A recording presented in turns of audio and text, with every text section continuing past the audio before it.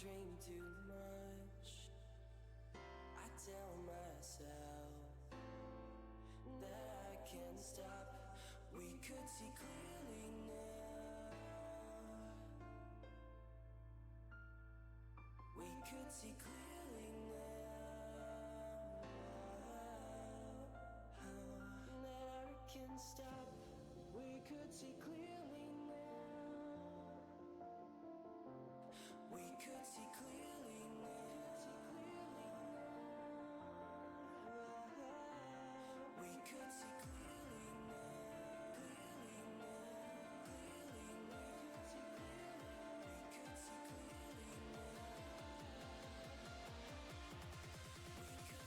clearly now.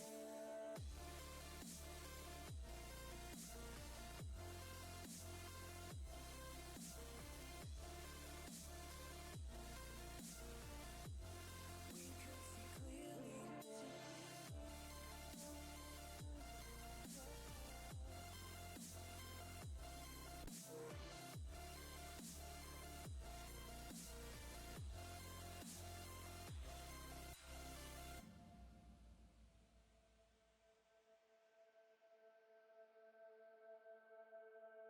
I smoke too much.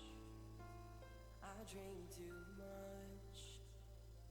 I tell myself that I can't stop. We could see clearly now. We could see clearly now.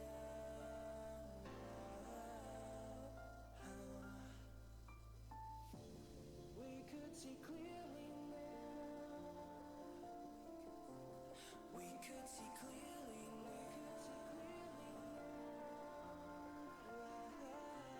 We could see clearly now. Clearly now. Clearly now. We could see clearly now. We could see clearly now.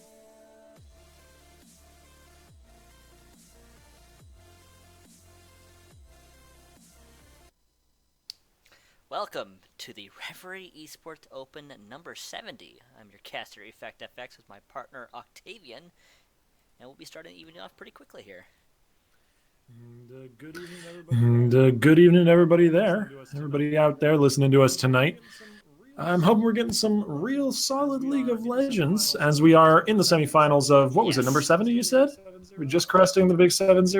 Okay, we're just coasting along here at Reverie. Getting close to 100. That is how time works, yes. Riven, Viger, Gnar, all out of the picture. Some interesting bans. Riven is usually a targeted ban, so I wouldn't be surprised if one of these players was, in fact, a avid Riven player. Viger as well would fall into that wheelhouse, I suppose. But Gnar and Poppy are both resonant top laners of, if not the current meta, at least recent ones. Poppy a little bit more current than Gnar, as Gnar felt the light tap of the nerf hammer a little bit recently. We did see some Poppy play recently during Worlds, but I don't... Riven, Vigor, and Zillion have to be targeted bans, unless they're troll bans. They seem viable enough in the hands of a experienced player that I wouldn't say they'd be troll bans. They're no Teemo or Urgot or something. They're unusual enough that it had to be targeted. Definitely. But it will be a presumably jungle first pick, though. I suppose Zach can still hop his way into the top lane.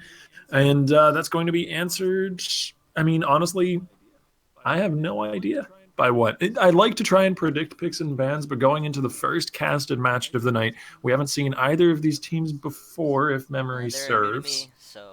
Though, yeah, your memory would reach back even further than mine in that respect.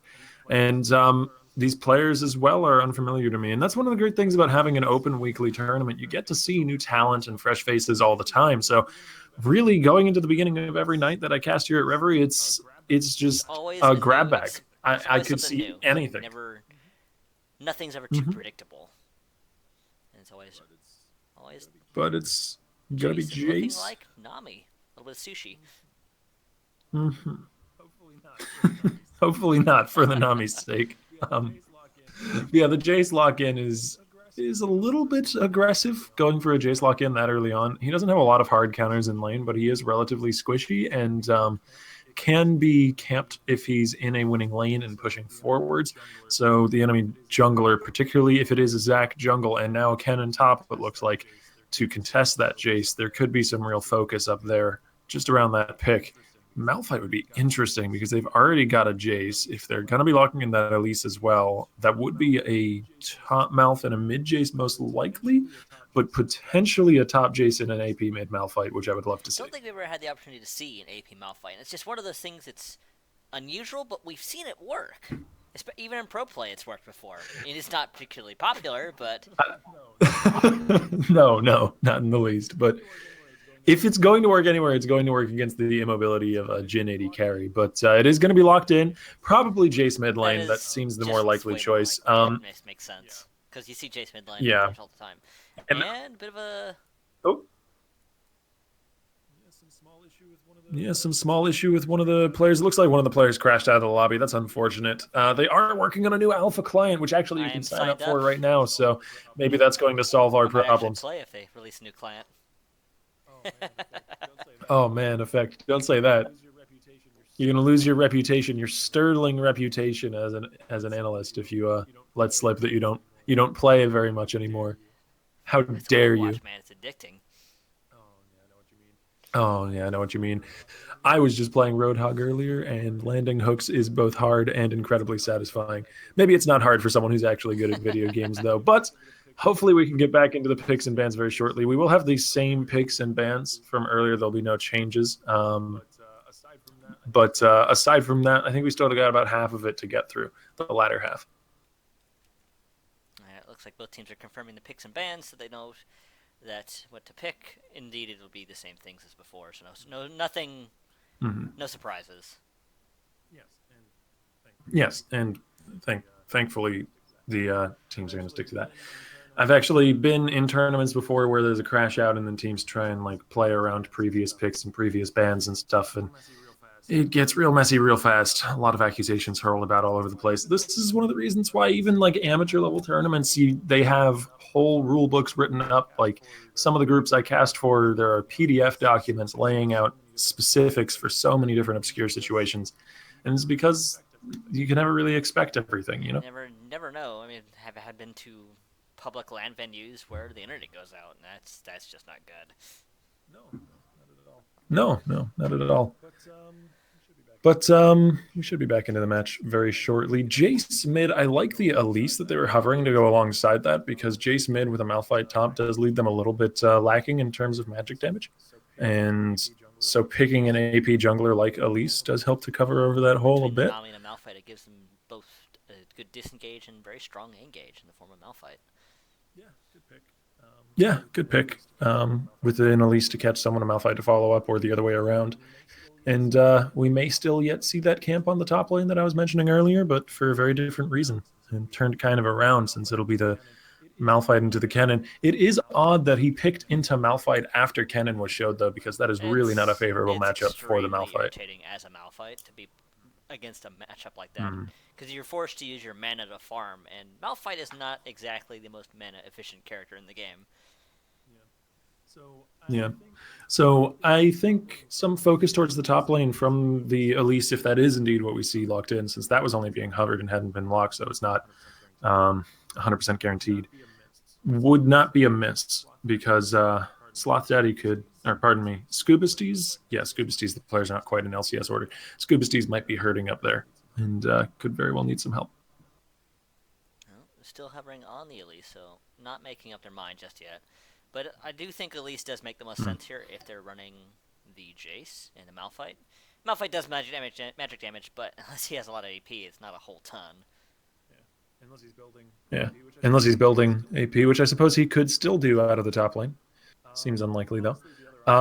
Honestly, the other option I would go with would be like a Zac that's already picked away, and Evelyn, if you're a player who's really familiar with that champion. She's not super powerful in the meta right now, but I'd say she like second string or something. That's really about it, as we see the Jinx lock in here. And the final pick is going to be a Nami, because that was locked in before, so we know the composition here now. Oh, and they're hovering on Alistair. I like the Alistair pick against Jinx. It's hard engage against a champion that's lacking in mobility. I don't like the Soraka pick. Both because I don't like Soraka and I because don't it think wouldn't it'd be be very here good. at all. It's super No. vulnerable to be just being constantly caught out.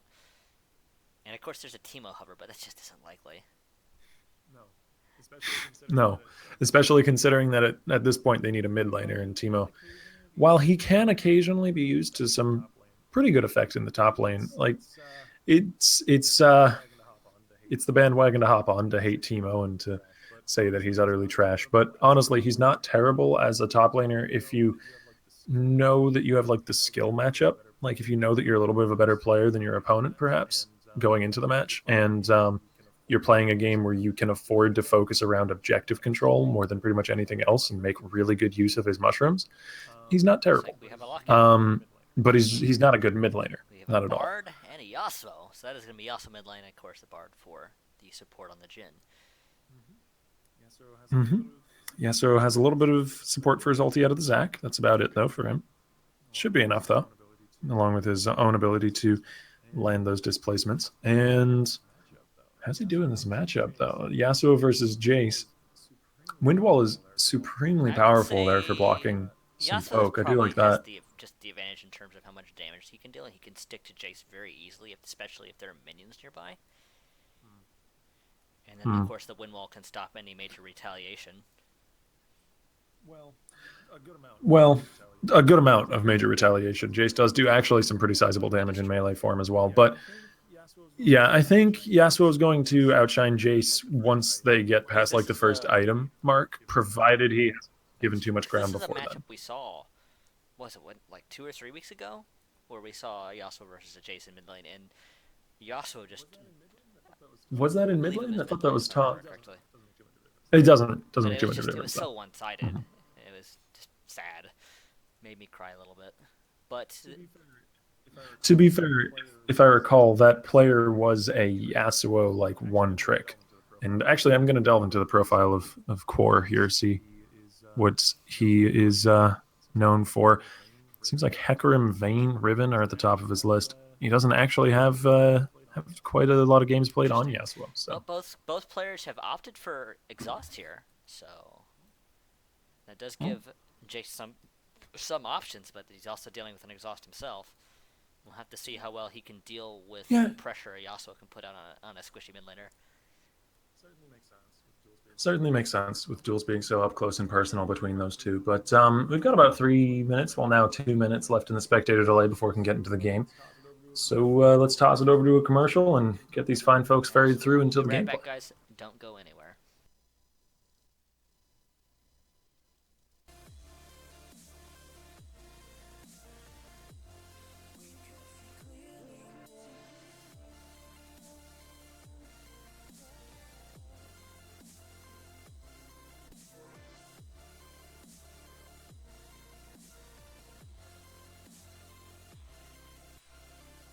That can't stop.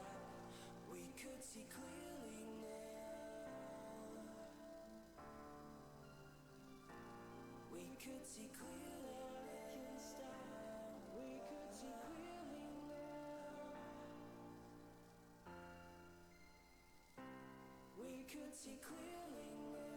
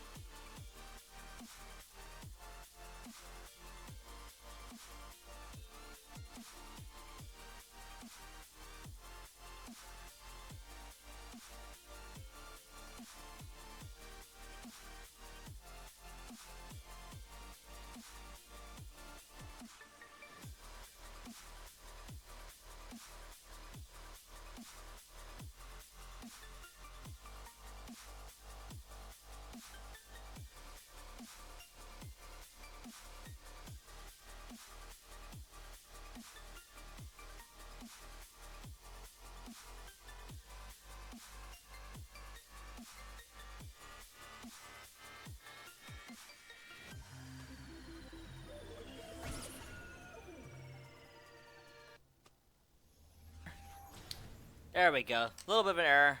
We are into the lobby. Or, sorry, into the game even. Yeah, it seems like the client had a bit of a whoopsie, but it's all right. We're into the game here between Spectre Gaming and Vespertine. Vespertine on red and Spectre Gaming on blue, if I recall. Hey, I was right. Nice little character slots around, so everybody is in the appropriate order. That is always nice. And yeah, the thing coming out of the pick ban phase that I am most worried about is Scuba Steez's lane for the side of Vespertine. Given that Malphite is not exactly a lane dominant character, and Kennan's probably one of the top 3 most lane dominant top laners, especially the most lane dominant top laner in the current meta. That's a bit of a mouthful, but it's all true, and it does not spell anything good for the Both Malphite. solo laners for Vespertine are probably at a pretty decent disadvantage here. And with the pressure a Zac can put out, that could be very dangerous. That's quite true. Yasuo, I think, is going to need a little bit of warm-up time before he gets to the point where I think he'd outduel the Jace, but maybe I'll be proven wrong. I don't know. I never really have a lot of faith in lane Yasuo's, which is the only kind of Yasuo. So I never really have any faith in Yasuo's in general, but occasionally I am proven wrong because a really skilled player can do some magical things with that champ, but you don't see it too terribly often anymore. See what kind of work Ugly God can do here to even out the lanes, assuming things have gone and will go as I predicted. Even bottom lane, I would say that Jhin is definitely more lane capable than a Jinx is, though not by quite as much as some of these other lanes. And Bard and Namiense are about equivalent. So there's a slight advantage even down there to the side of Spectre Gaming. So the upside of that, though, is that with a composition like the one that Vest have, and with a Jinx to scale into the later game, with the guaranteed engage of a Malphite, even with the just massive damage that Jace can put out in terms of poke, they have a pretty darn good late game scaling comp. So if they can just survive through this laning phase, I think they'll do all right. The ability to recover from basically in a long drawn out game. But of course, Yasuo is not exactly a weakling in weight game either, but and Jhin of course can do some serious damage too. Scuba taking a ton of damage. Yeah, and that's really kind of the only thing you can expect in that lane. Pardon me. Oh my. Oh no. Regards. Oh no. Good. Red buff is giving him his regards, and there's the execute the final pound. And meanwhile, Ugly God getting stuff done in the mid lane. There's the red buff auto attack onto Core. He's gonna walk actually into the shock blast. Nice wind wall though, blocks the stun, gets out with a few hundred hit points left. And that's even worse for Regards than most junglers dying to a buff because he loses his passive too. Underground's in little trouble. Oh, meanwhile, we skirmish bottom side though. Oh, that was a beautiful bubble from Crystal. First blood going to Vercelli. So Vercelli taking a lead, which is going to be really good for them. Hopefully Scuba can survive his lane, and then hopefully the bottom lane can carry for them. Yeah, in Regards not having any impact of the first few minutes of the game because he does die off to that red buff is not going to be harmful, I'd say, for Vespertine's chances. This actually answers a question I didn't know I wanted to know, is can buffs one-shot Zac's little blobs? Turns out red buff can, That's true. at the very least. Not super... Science has been done today. And science always comes at a cost. Oh my, that being a excuse me, underground Beat Cat being killed there puts him in a pretty severe disadvantage now. He's a kill behind, and he's 10 CS behind now. And in addition to that, going back to the jungle, it looks like Ugly God is trying to take advantage of the slowdown that Zach had, and is going for a few jungle camp steals. Has already gotten the Grump, going for the Wolf camp, completely uncontested on the top side, as Regards is just trying desperately to catch back up in this matchup. He's still holding even in CS, so I got to give him credit where credit is due. But now coming to the mid lane, Sloth Daddy could be in some trouble. Regards does have that red buff. He's taken his revenge. Sloth Daddy's going to turn it back around. The exhaust dropped onto Core. He knocks Regards away, but the red buff is burning. He gets some health back from Dangerous Game as Ugly God gives him the assist. And now Regards is going to go down, missing that passive, falls for the double kill. Ugly God is now just a god. Saving the day. Hey, Sloth Daddy was most certainly going to die if Ugly God had not shown up to say no. He will not kill my laner. Oh, good catch onto Verselli there. Oh, but Durso's stun didn't quite land. And Underground Cat actually takes the worst of that trade. As Verselli has at this point finished off a BF sword with that early kill, the first blood in fact. And Underground Cat is still sitting on the coal. And now getting caught around the corner. This is not looking good for him. He has to flash away. Stun against the wall. Yeah, much more presence. And, you know, that's kind of the result of dying early on during your jungle clear. Because I would say that these two junglers can be equally matched in terms of presence. They're both AP junglers with good long-range catch potential and decently high damage. Well, at least higher than Zach, of course. But it's just losing that tempo, having to go back to base and come back and then start up your red buff all over again. You lose so much time. Only lane that's struggling out at this point is going to be Scuba Steve's, and it's a Malphite, so he's not too concerned, as long as he can avoid too much trouble. Kevin is going in regards as to top lane. They're looking to continue to press where it hurts the most. But Malphite's going to be able to ult out of there, and he is truly unstoppable as he forces his way out of the game. Making a nice little getaway, but he is 20 CS behind now. He's going to have to use a teleport to get back to lane to catch that a little bit more. Yeah, we'll see if you can even get back there in time to catch that wave. Yeah, indeed. I mean, you'll sometimes see a Malphite go for a Dark Seal because he does so well with just a little bit of AP. His base values are strong, and then that little bit just pushes it so that he actually does a little bit of damage to some squishier characters, like perhaps the Jhin or something. But in a lane where he's that far behind, it seems to me that just rushing into your defensive items to get there even faster, going to Ruby Crystal or something might have been a better idea. What I probably would have done as well. But Underground Beat Cat taking just a ton of damage, but they managed to do a little bit to Verselli there as well.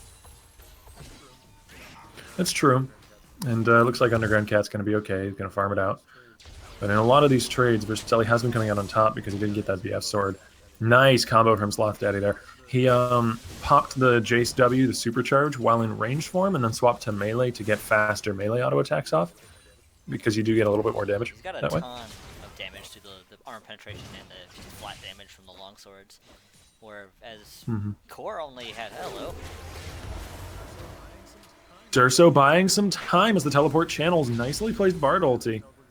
Now Kevin is teleported to the bottom lane, but still that gank does come at the cost of a teleport from Spectre. Time for Scuba Steve's to make a recovery, and he actually didn't use his teleport to get back to lane, so he still has it.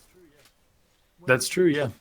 Well, I think that because, like, by the time he had been able to base, because he actually got interrupted in his first base, so he had to walk back further and then to go through the basing animation again, half the wave was already dead. So teleporting in for, like, the 3 CS that was left wouldn't really have been worth the cooldown, especially with Malphite now hitting level 6. The teleport, if he can find a good place to use it, could be super strong for him. That is indeed true. He is still pretty severely behind in CS, but with that teleport and his ultimate active, he definitely has the opportunity to make some strong plays here. Yeah, and bottom lane might be where we should keep our eyes peeled for those plays, as it's shoving up a little bit right now. I think we're going to be seeing Jhin and Bard go back to base sometime soon. Yeah, 1.6k gold in Jin's pockets. I wouldn't be surprised if we saw him base right about now. But he could stick around. I feel like he'd be kind of greedy to do so. Verselli trying to get a poke out there onto Underground B-Cat. I'm just going to call him B-Cat. His name is very long.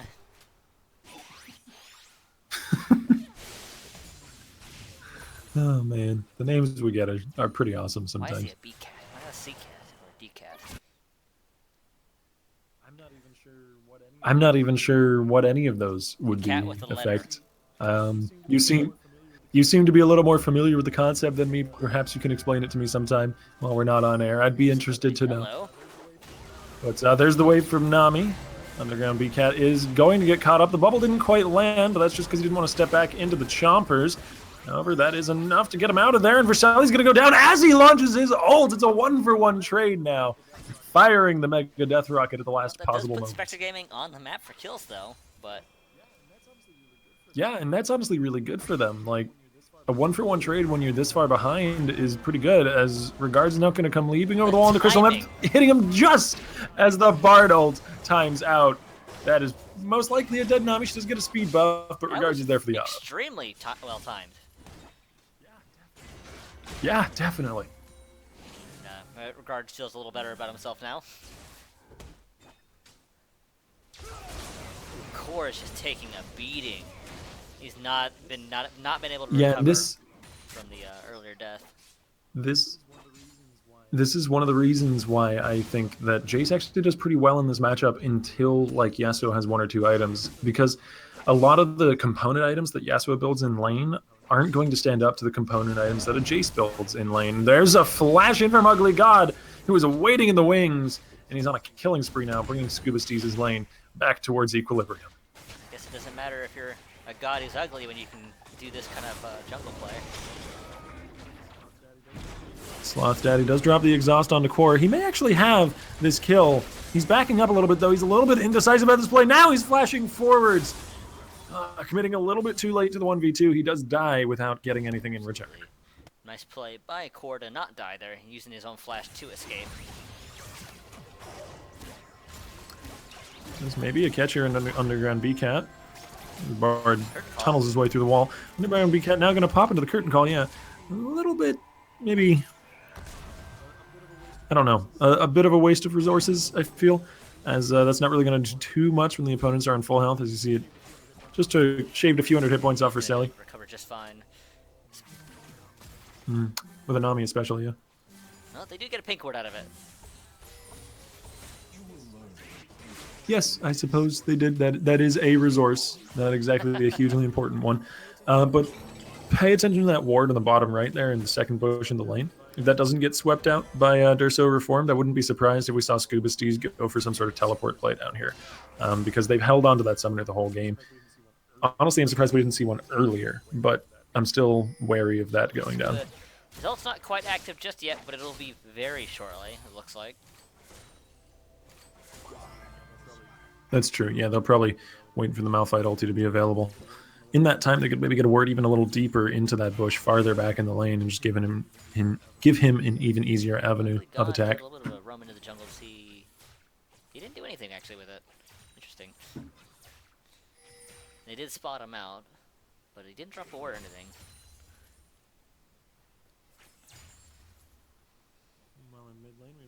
Meanwhile, in mid lane, we have Ugly God passing through once again, and he really has been all over the map this game. And Sloth Daddy has finished off a Yumi's Ghostblade before Core has had a time to finish off any of his core items. See what I did? See what I did there? Okay, good. I wanted someone to recognize. I put so much effort in, you know. But yeah, back to the point I was hitting earlier, like Zeal and Brawler's Greaves and things like that just simply don't have as much of an impact early on as a Serrated Dirk will for a Jace. That's not to say that building into a Phantom Dancer isn't a good idea on Yasuo. It's usually the first item that's rushed for like a minimum Yasuo. It just doesn't have as much power in the earlier laning phase as some of the component items for a Jace's build. And because of that, Jace is able to snowball that item differential into kills potentially if the Yasuo doesn't play carefully. Here's Ugly God, but he does get stunned up really hard. Yeah, that is a really nice CC chain by Underground B-Cat and Durso Reform. Shuts down the gank entirely. And Underground Cat just takes a few hundred hit points on the way out. It's not bad at all. Regards back in the mid lane once again. Sloth Daddy gonna get knocked up by the Let's Bounce, followed up by Core, but he manages to trade the 1-for-1 this time, committing to it, and now backing out with barely any health again. Regards having a bad case of deja vu. He's gonna flash in as he pops the W, and now Kevin following Scuba Steez into the fight, teleporting in as well. Gonna just about stun him up before he can catch Regards. Makes it out. And walk away. There's the Death Rocket. Didn't land. It wouldn't have killed me if I think his passive is active, but... True, but it would have Passive grabbed the passive. is still a very valuable use. His passive is active. That's a fun sentence. Dang Made old sense, though. English language It does and work. its words. You know what the sentence "buffalo, buffalo, buffalo, buffalo, buffalo" is a legitimate Did sentence? I'll explain that one. I'll explain that one later because it's a little bit too complicated for the high action we've got going on right now. As Kevin is getting chased into the turret, nipped at the heels by this He gets giant the spider, ball. and then followed by a cheese wheel made of rock. This thing seriously just looks like a wheel of cheese Now you're making me rolling think of through a the ground. skin where he's just a big block of cheese. I think somebody did the concept art for that once. Like alongside the pizza place Sivir, where she throws pizza boxes and stuff. I want to have enough like cheese and pizza and pasta based skins so we can have an Italian team comp. It'd be great. But Zach is on the bottom side of the map. Regards looking to send himself into this fight. Yeah. I do get it. You get it? You get it? I did. I got it. Regards has made It's good. actually speaking of Meanwhile, Regards, he's made Scuba a Steez, good though. recovery since his little error in the jungle earlier. Yeah. One gaff does not a jungler unmake, I suppose. And dying early to that red buff certainly put him behind, and I would say it's the reason why their team is like 3 or 4 kills back now, but it's not unrecoverable for sure, and he's done an admirable job. Crystal is going to be landing the ulti onto Dursa Reformed. A little bit of split focus, though, as Ugly God is focusing here onto Underground BCat. This buys some time for Regards to come in, and Verselli getting held up onto the turret nearly goes down. Now here comes the curtain call. We'll see who's called out for their final act. The 4th bullet landing onto Elise as Deathfire Touch brings down the Jinx. Nicely played by the Jhin. Now Sloth Daddy coming into this fight, he's in a 2v1, his team having scattered to the winds or fallen to some early graves. There's nobody left to help him out, and Regards is on a rampage as he smushes him into the dirt. Core looking for a kill at the end, but not able to find much. Yeah, that was really good for Spectre. I think one of the biggest issues there was the split focus between the jungle and the bottom lane for Vess. They weren't able to put enough damage on either character, and the Bard ultimate basically completely saved Underground BCat from any major damage. Yeah, that was well played to a degree from Spectre Gaming's bottom lane, and a little bit poorly played from Vesper Team's bottom lane and jungle like synergy. As Ugly God immediately focused in onto the Jhin, and Bard being separated off to the bottom prompted Verselli and Crystal to go towards him. So I feel like either call could have been the right call, but I feel like they needed to commit to one or the other. Both is a little bit too greedy. I think Scuba Steve's building more magic resist. He has that Spirit Witch finish, but he is building maybe Merc Creds. Not a terrible choice given the amount of crowd control. Yeah, definitely. And I got to give some props to Scuba Steez as well. He's done a great job surviving this top lane. He's had help a few times from Ugly God, but he's still a decent amount of CS back, but he's a kill up. He hasn't given any kills over to the cannon, which is pretty key. And now he's built into his first tank item. He doesn't have to worry anymore. He's Malphite with a Spirit Visage. What are you going to do? He doesn't care that he's CS behind. He's Malphite. Nothing. Yeah, pretty much. He's an R button with some other abilities attached. I'm sorry, but that's the way you it just is. perfectly describe Malphite. Oh, man. What else have we got going on here? Ugly God is building relatively aggressively, though it is still...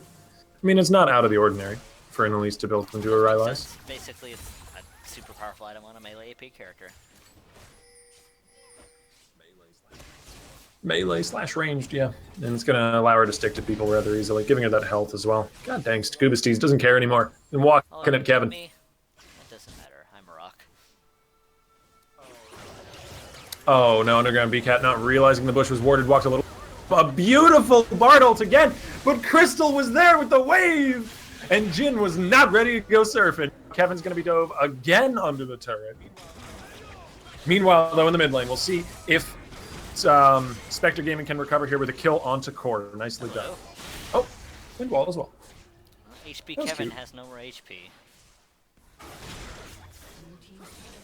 Hey, I get it. I wouldn't even make that joke. I had to. Please. Please. You really didn't have to. But you did, and now we can't go back. We can't go back to when that joke hadn't been made. Sadly. Get it out of the way nice and early. Man. It's like ripping off a Band-Aid. Incredibly painful, but you just got to get it over with. Actually, another turret going over to the side of Vespertine. Vespertine. Like some sort of fantasy world, I don't know, stomach pain relief drug. That's what it sounds like to me, at least. Stomach been giving you floaty pixies? Try Vespertine. Guaranteed by Lulu to not turn you into a squirrel. We don't guarantee anything else, though. You could die. You could die. Anyways, that's a bit of an aside, and we're going to leave it at the side. As we come back into the gameplay here, Sloth Daddy doing quite well for himself, building now into the Black Cleaver, stacking armor penetration. Target of several ganks. And, gonna be able to do quite a bit of damage. Yeah. And I think a lot of that is down to just the fact that off the back of itemization, he was able to get a lead in lane. And I don't know if your Spectator client just also bugged out, but for some reason I froze up for a few moments there. Hopefully nothing big happened. I'm back though. Things are moving. Okay, that's good. But key point, Phantom Dancer is completed for Core. And it may be a little bit too little too late, but that is a superbly powerful item on Yasuo. And if we see him roam about a little bit, take some meandering steps out of his mid lane, he might be able to make some things happen with that. He is also building into the Frozen Mallet, it looks like. So he's going for the Bruiser of a Yasuo build. Durso. Oh, Durso, he doesn't make it to the wall, and that's all there is. The writing was on the wall. Regards is bottom lane, though. Curtain Call comes down. Vercelli is basically guaranteed dead here. Regards is unstoppable. Flash in from Crystal Meth. A valiant effort to save his friend, but in the end, drugs are bad, kids. Okay. Vespertine, they got a good imp. I had to make the reference once. Vespertine, they got a good ambush on the Durso there, but they got a little greedy trying to pick up BCat as well, and they paid for it with a little gank from Regards, who is now 5-2. Yeah, and I gotta give some points to Underground BCat. He's been playing decently well ever since like that first blood came down onto him. He seems to have taken a more reserved play style towards the lane, and that's exactly what you want to do. Nice two-man knock-up. Core gonna be following that up, of course, with his ulti. Scubasty's in a lot of trouble here. He's burning down. The ulti comes in, followed up by Scuba's ult as well, but it's simply not enough damage. Ugly God might be able to escape by the skin of his teeth, rather, or the chin of his teeth, if he's got one of those. I'm not sure. Anatomy is difficult with spiders. Regards, though, is dominating as Jace falls to pieces. Barely getting away with a couple of Core and BCat almost dead.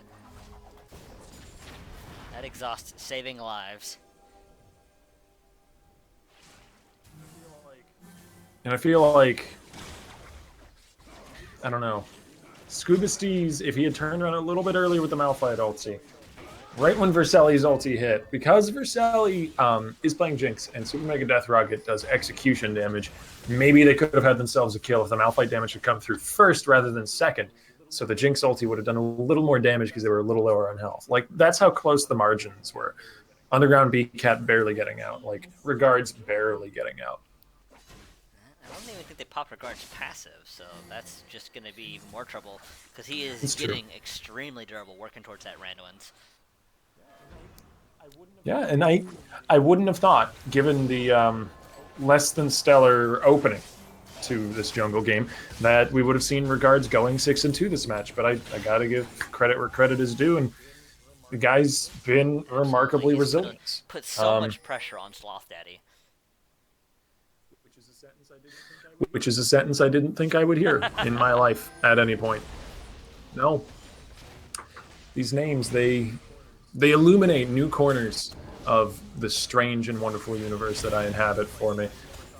Like, I never thought I would say that crystal meth gets the kill unless I'm talking about like a poor, poverty-ridden, drug-stricken town on the West Coast. You know, not a game of League of Legends, you know, but like some ramshackle little town in northern Oregon where crystal meth is a really big problem. That's where I'd expect crystal meth to get the kill, I not wouldn't bottom lane. expect Crystal Meth to be sentient either and playing a character that is essentially sushi. That is also true. But, you know, we live Now in I a wanna strange, eat wonderful, sushi. and bizarre universe. I think you just, if you're a regular human being, you're constantly in that state. You know, you may not realize it all the time, but it's like blinking. It's just it's a passive thing. Verselli, though, nicely dodging away from that bar. Quite as nicely dodging away from the bullets coming his way. He does get snared up so again. They are badly. really focusing in onto this Jinx. There's another knockup landing on him, and it's a followed up by Core teleporting in and finishing him off. So close to escaping so many times, but the engage potential of this lineup for Spectre Gaming There's on only full so display much there. stuff you can dodge before eventually you get caught. And if you can dodge a bubble, you can dodge a ball. Wait, Bubble's on the other team. If you can dodge a golden ring of, I don't know, time magic, you can dodge a ball. Bard is weird. What is it exactly? That's a good question. Characters and their abilities. Golden ring of time magic. Like, I don't see what's so complicated and hard to understand about that, except for all of it. Anyways, we are seeing, for the first time in a long time for me at least, mobility boots in this game. Ever since the rather harsh nerf to them, you don't see them too often. I may have to get back to my point about shoe choice in a moment, as Scuba Steve is getting engaged on. Meanwhile, on the bottom side, Underground B-Cat is feeling some pain of his own, but he's created just enough distance that he might be able to escape. It all depends on whether or not Sloth Daddy lands the shot, which he does. With the wall to his right and death to his left, there was not really much room for him to dodge. Is he gonna go for it? He is, and he gets it. There it is. The ring of golden time magic claims another victim. Sloth Daddy could be here. Slowed up by Durso. The knockup landing and teleporting in. Again, Core gets a killing spree and a bit of revenge for the laning Core phase. had enough of... But we have a Baron. Unfortunately, this Baron has been spotted out. Well, we have a Baron. Scuba Steez is teleporting in, though. He's the bodyguard for Ugly... I was about to say Ugly Dog. Ugly God. And Verselli. Oh. As this Baron is nearly down, there's the stretching strike, but the smite secure goes to Ugly Dog. As Regards is now trapped in the back of a pit. He tries to flash over the wall, but he's a little bit too far away from it. And that's a shutdown to Verselli. Poor Verselli. He was a victim. Now it's going to be Vesper team making a good recovery. That actually puts him pretty far ahead in gold now. Dang, the words just aren't coming out of my mouth right now. Maybe. It's okay. It's okay. I knew what you were going for there, in fact. I've got you. I understood the effect that you were trying to obtain. Oh my. Yes, I get it. Okay, good. Okay, good. Flash in from Kevin the stun onto Crystal Meth, and it looks like we don't have a drug problem. Sally going to be going down for the double kill as Core is in the back lines even wreaking havoc. Ugly Dog, though, is doing some good work himself. Again, Ugly God. He's Ugly God. My God, Underground G-Cat is going down as it's a war of dogs and cats. And it's going to be Vesper time once again making a nice recovery. They have the Baron, they have turrets, they won the fight despite the engage from Kevin. I think that's because it really only severely caught out Crystal Meth, and so it was only the support taken out of the picture there, and that's not enough for the Kennen ulti. Not at this state. If they were ahead, you know, if it was SG who were the ones who were holding the lead in this match, that could have been okay. But at this point, Kevin needs to land the ulti on 3, and I think he did land the ulti on like 2 there, but it only stunned once. But Core did flash after him and did pick up the kill, but he was quickly taken down by Sloth Daddy, who is building more armor penetration.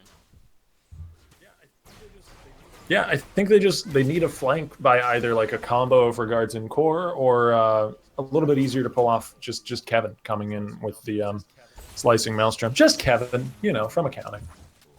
Kevin from accounting and his dangle lightning hamster shuriken stuff. Yeah, he keeps some strange pets, that man.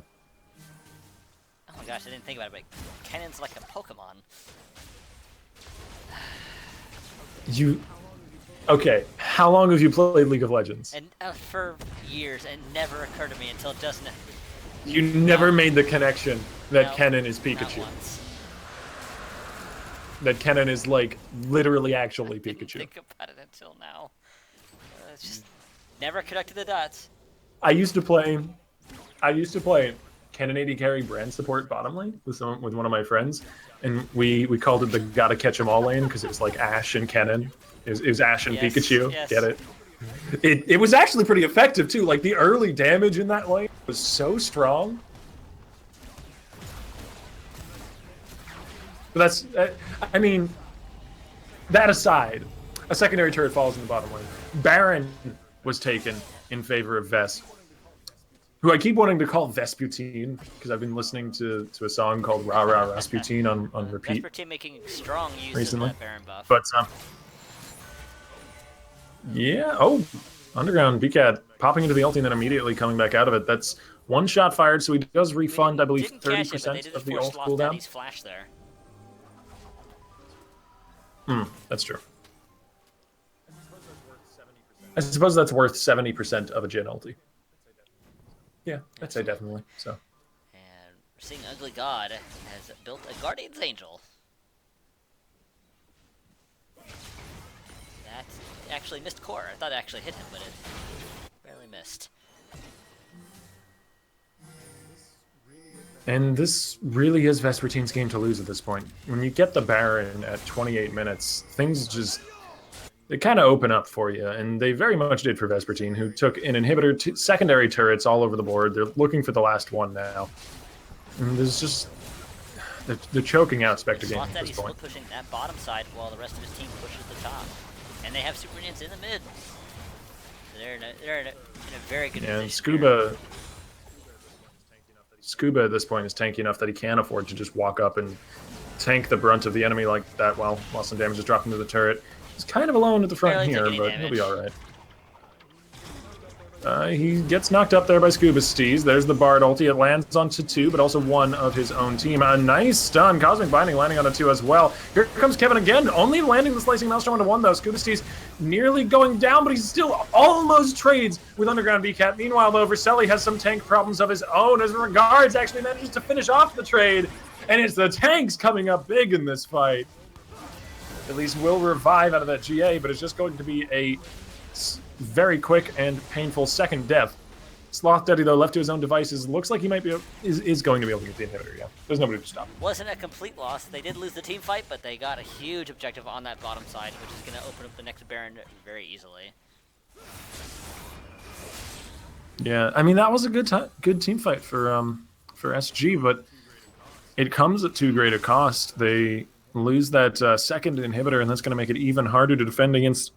Pardon me, Vespertine's continual push. They did save the top turret, but I'm not sure it was worth it. Yeah, I would say the priority on a secondary top lane turret is not quite as high as the priority on an inhibitor. But they kind of just took whatever opportunity they could find, and when you're this far behind, it's hard to blame somebody for that. It's just a huge threat to Vercelli, but yeah, that really was like team fight of the tanks right there. Scuba Steez nearly took down Underground BCAT, and Vercelli actually did fall to the Zac.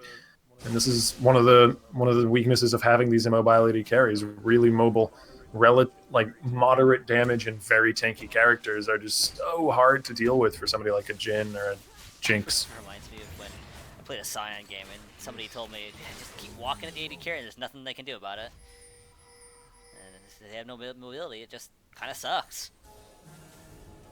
This Baron is going to be up in 15 seconds though, and with that bottom inhibitor being down, it's going to be really hard for Spectre Gaming to contest this Baron. Thankfully, they got a light breath of fresh air. The mid inhibitor did just recently respawn, so they've only got to deal with one open inhib while the enemy pushes for a Baron. On revision of that sentence, doesn't sound so good, does Kevin it? is trying to reduce that bottom side. He does have teleport, but Yeah, there's the curtain call. Bullet's not quite doing all that much. Crystal Meth, though, tossing in the ulti doesn't really accomplish that much with it. Did burn Chilling Smite to get it. There's no smite for this Baron, but it is no longer going down as the focus turns towards the teamfight. It's a shutdown for the Jace. Darso Reform nearly going down as well, but the double kill comes through for Zac as Ugly God looks to continue the chase on Underground Beat Cat, but he just can't finish it off again. Jin kiting his way just barely to victory. And Sloth Daddy, barely any health left to his name as well. He's looking to kite out just as well as Underground Cat did, but not quite as successful. Gaming actually completely just demolishing Vespertine in that fight. And again, Underground B Cat, his kiting has been on point ever since that first death. He's been hard to catch a hold of. Admittedly, he has died 5 more times after that, but has mostly just been due to some really intense focus coming his way. In these last 2 team fights in particular, he's been getting out by the skin of his teeth. And let's see what Vespertine's next action is going to be. They may decide to opt for to go for Dragon instead. It is a significantly safer objective. Does leave the Baron open if they do go for that, though, but they take Dragon incredibly quickly with a Jinx and a Elise, so it shouldn't tie them up for too long down there, even as an Elder Drake.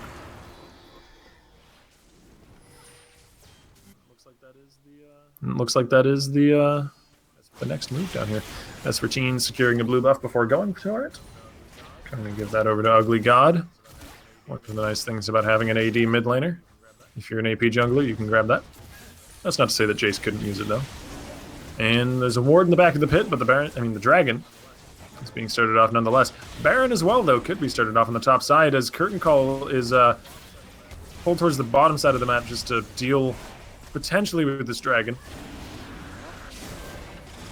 Baron is losing hit points pretty fast on the top side. Mega Death Rocket comes out. Baron at half health. He's not losing health nearly fast There's enough. Sloth Daddy looking for some poke. Yeah, HP Kevin gonna get caught up in the pit by Scuba Steez, and this is a bad fight to pick here for SG. The tidal wave comes through, but it's a little bit too short.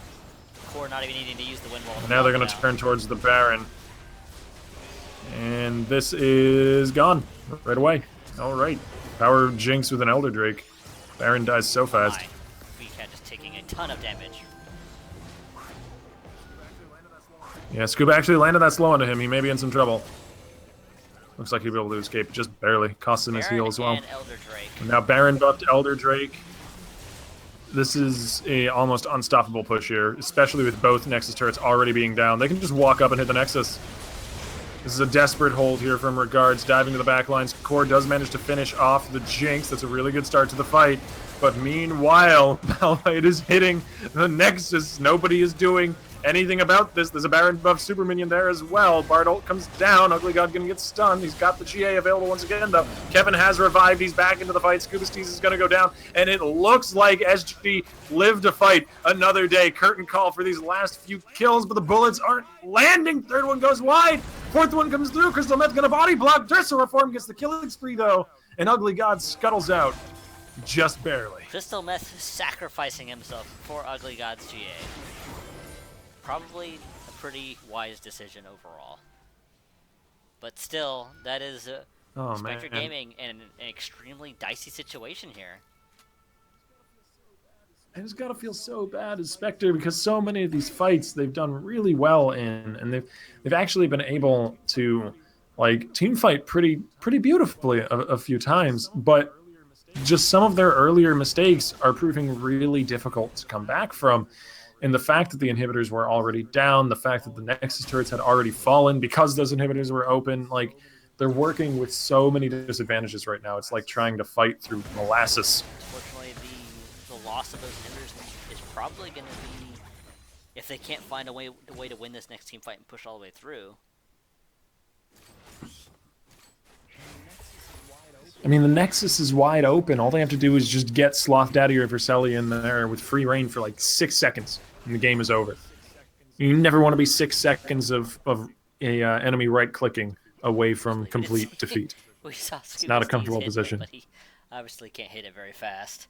Honestly, I feel like him committing to that would have been a little better. They could maybe have had it. Scuba Steez may not do a lot of damage, but he does some, and he had the Baron Super Minion helping him out. His hesitation might have been not a great thing, but we do see Vespertine move into the bottom side to work towards that bottom inhibitor. Yeah, it's already open, so it's the point of least resistance. Huge minion wave pushing that top side. It's going to force HP Kevin up that way to clear it out. Honestly, I feel like maybe they should just let that secondary turret fall on top side and bring Kevin back into this fight. He does have the teleport, though. So as long as he can make use of that correctly, they can hold here. See that minion right there in the middle? Yeah, teleporting to the pink ward to get into this fight. There's the Bard ulti, landing onto Regards and Crystal Meth. Chompers comes down, holds up Regards a little bit. There's the dive to the back line from Scuba. Steezy gets exhausted, though, as Kevin is looking for a 4-man ulti. Crystal is down, eliminated very quickly. Core going to be getting the kill into Scuba Steez now as Ugly God is trying desperately to finish off what the tank started, but there's just nothing he can do. Underground B-Cat not even giving him the time of day, popping into his ulti on top of his reviving corpse. Slot Daddy going to fall as well to Regards, and that's an ace, a clean ace, no less, for SG. Demolishing Vespertine in this team fight.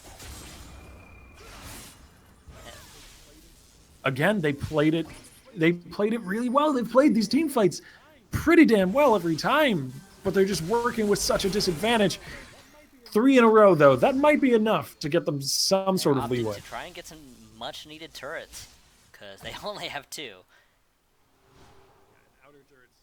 Yeah, an outer turret still standing at 40 minutes is a sign of a team that's having a rough time of it, I would say. But the gold has just about evened up at this point, though gold is becoming less and less relevant as we approach 6-item endgame builds. And in terms of composition, I'd actually say that Spectre Gaming does have, I think, a slight edge. They've got a little bit, like, easier execution with Ken and Zach just diving to the back lines, Core to follow up. I don't know. I've been underwhelmed by the Yasuo pick every time I've seen it, and I'm still a little underwhelmed with this game. Right? He just is a weak early game start. Maybe. I just feel like a Victor would be team fighting better, or like if they want an assassin, they could even go with something like a Zed or an Ares. These things are not really in the meta anymore, but they're still serviceable. If you want to just like try and punish like the he's Jinx just opting pick. to stay in the backline and protect BCAT. That's what he did in the last fight. He has the Deadman's Plate, so that's an additional slow plus the movement speed. Yeah, and he is going for more of a bruiser style, and so that is like something that those champions I mentioned wouldn't really have fulfilled. But I just don't know how necessary that is. I mean, they've got a powerful frontline in the form of Regards Zach, and we can see it. Regards Zach honestly, is just a monster. Yeah, 13-3. The guy has more than recovered from his earlier gaff 40 minutes ago at this point. Nope. He eats a Q, he's like, doing just fine. What was that? A mosquito bite?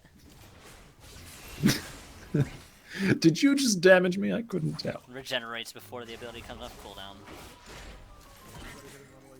Yeah, everybody hitting level 18 now. Everybody reaching those final item pieces and bits. Nobody really going for anything too terribly surprising. One of the advantages I would give over to Vespertine is Verselli's Jinx is going to scale a little bit better in terms of consistent damage in the later game. Jhin is always going to be a burst threat, but just because of the fact that Jinx can build things like the Bloodthirster, the Runons, all that, she's going to put out more damage over the course of a team fight if it goes long. BCAT is building a little more survivable. He has 2 magic resist items. And to be fair, Maw is still a very powerful attack damage item. Oh, Durso gets caught here. But even he is moderately tanky at this point, particularly against magic damage. Still took no damage. Yeah, I mean, it doesn't do any damage at full health ways, really. They changed that to be in execution more than anything. So big. He's a big Rubber Man. Yeah, and he's even gone into Thornmail to counter out the Jinx. And to some degree the Jace, but not nearly as much. So you can see where his priorities lie. Regards, just wanting to leap in onto Vercelli and keep I him want to give down. you big, goopy hugs. Makes a lot of sense. I mentioned that was the advantage that Vespertine has. They have the later game AD carry and the higher consistent output. This is so indecisive, though, from Vespertine. Like, while we've been talking over some of the points of the compositions and stuff and item choices and all that, basically nothing has happened. A cleanse bolt, that's nice. Or pardon me, not cleanse, Quicksilver Sash. Seeing Kevin is Same on the bottom effect, side though. once again, clearing out the side wave. He doesn't quite have teleport yet, but it is very close. All right, Spectre Gaming is dropping the blue trinket there to spot out the Baron. But this time we are seeing Vespertine committing to the Baron take. Scuba C is going to get caught there. He's looking for the elusive 2 or 3 man Malphite ulti. He finds 2, but Core is relatively tanky at this point. Not really the squishy target he would have been a few tens of minutes earlier. Kevin is on a killing spree as the CC train is just rolling its tracks right over Vespertine now. Underground BCat dropping into the ulti. It's a triple kill even for him so far. Can't find the Quadra though. Jace is a little too elusive for that. And now the Baron is open for Spectre to take. It looks like Slothedy is going to try and sneak an inhibitor while this Baron is going down, but it is dying pretty quickly. I think Sloth, I don't know, he may not actually get this Core is up. Core is up and he's rushing towards the lane. So they've read Sloth's potential movement pretty well. And again, that was a clean team fight. Like, that's the one thing that's most impressed me over these last 2 or 3 team fights. Spectre Gaming has not lost a member in a team fight. I think they got it like picked once or twice, but they've not lost a team member in a team fight for 20 minutes, 15 minutes, something like that, which is just crazy. And there's nothing Vespertine can do about it. Yeah. And Scuba Steez is not having nearly as much success. We saw him try to engage in that last fight, but he only caught Core and Durso. He missed BCat. And Core is no longer someone who, like, the Malphite could do anything about, really. And that is one of the benefits of going the Bruiser mid laner rather than something like a Victor, you know? Scuba would have more targets if there was a Victor on the enemy team, if there was an Anivia like we saw Hovered and Champ Select. But with the half-tank Yasuo, what's the Malphite going to do about that? Slow his attack speed some and try his best to peel, but not really much else. He's building more armor, so he is going to be more durable, but without like some kind of AP, I think he's actually going to be lacking in some kind of damage here. He has gone for the ZZ route, though, which is an interesting one. But going to give them some free pressure. They are doing a very good job putting pressure on these sidelines, but the team fight is just so lacking. Yeah. And a point I do want to hit is that Spectre Gaming are playing League of Legends basically on hard mode right now. Because while I'd say in any given team fight, there's about an equal chance of either team winning. It's all just down to execution now that we're at the almost 50-minute mark. But if they lose, they've got nothing defending their base anymore. So if they lose a team fight, even just by a small margin, they could very well lose the game off the back of that. But they have to win. They have to play perfectly for 3 or 4, maybe even more team fights. And that still gives the advantage over to Vespertine, even though these last few fights have been played pretty perfectly catch by that Spectre. Crystal Met there, but he does flash out in time. That does take the flash off the Nami, though, and there really wasn't that much, just the Bard ulti. So that's honestly a pretty darn good trade for them. And it's going to free up the secondary turret as well. All right, now we, for the first time, really, see Spectre Gaming on the offensive. It's about time. They've been winning team fights enough. They finally got the pressure off the sidelines. There's actually a huge wave in their favor on the top side. Oh, man. I feel like we should have seen an ulti there from Scuba. Like, that was so far up that Underground BCat just walked. So go for that auto onto the turret. He was actually within Malphite's Q range. They're opting That's how for close an he ambush was. Here, and but there is a ward in the Dragon Pit, so they know it's not started. And there's a ward in the bush right there that you can be seen at. Yeah, I think setting up an ambush around the Elder Drake isn't a terrible. They just need a little bit better vision control if that's what they want to commit to. Right now, though, they've got free pressure on the top side. If you look, there's just an absolutely monstrous wave shoving up there. And now they're going to put some attention You towards see mid. Scuba heading that way, and that is the. Yeah, turret's down though. Nope, they're gonna try and catch Scuba here. Yeah, I mean, Malphite's not exactly an easy target, but he's a target, and that seems to be all that Spectre Kevin Gaming just are looking eating a for ton right of now. damage despite the Rylai's and the Zanyas. Jinx Salty flies wide though. Curtain Call comes down, potentially for further engage. Last few bullets don't really do too much though. Steve making good use of that armor. And things fizzle.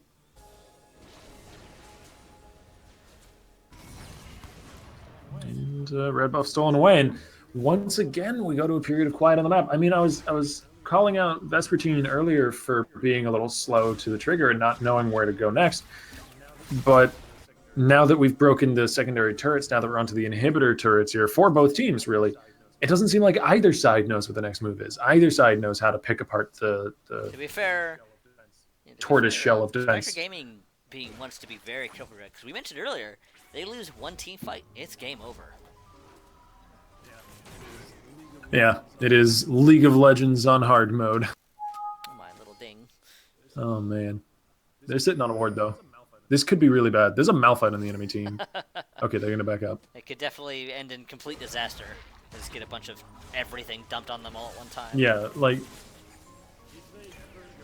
if they ever go for that sort of strategy, the like bush of death, they need to sweep that bush or drop a pink in it or something, because if they don't, they are just setting themselves up for a 5-man Malphite ulti. By the Nami wave And that's and the bubble. That's setting yourselves up for a lost Just team fight. so many things that could go wrong if they don't clear out the bushes.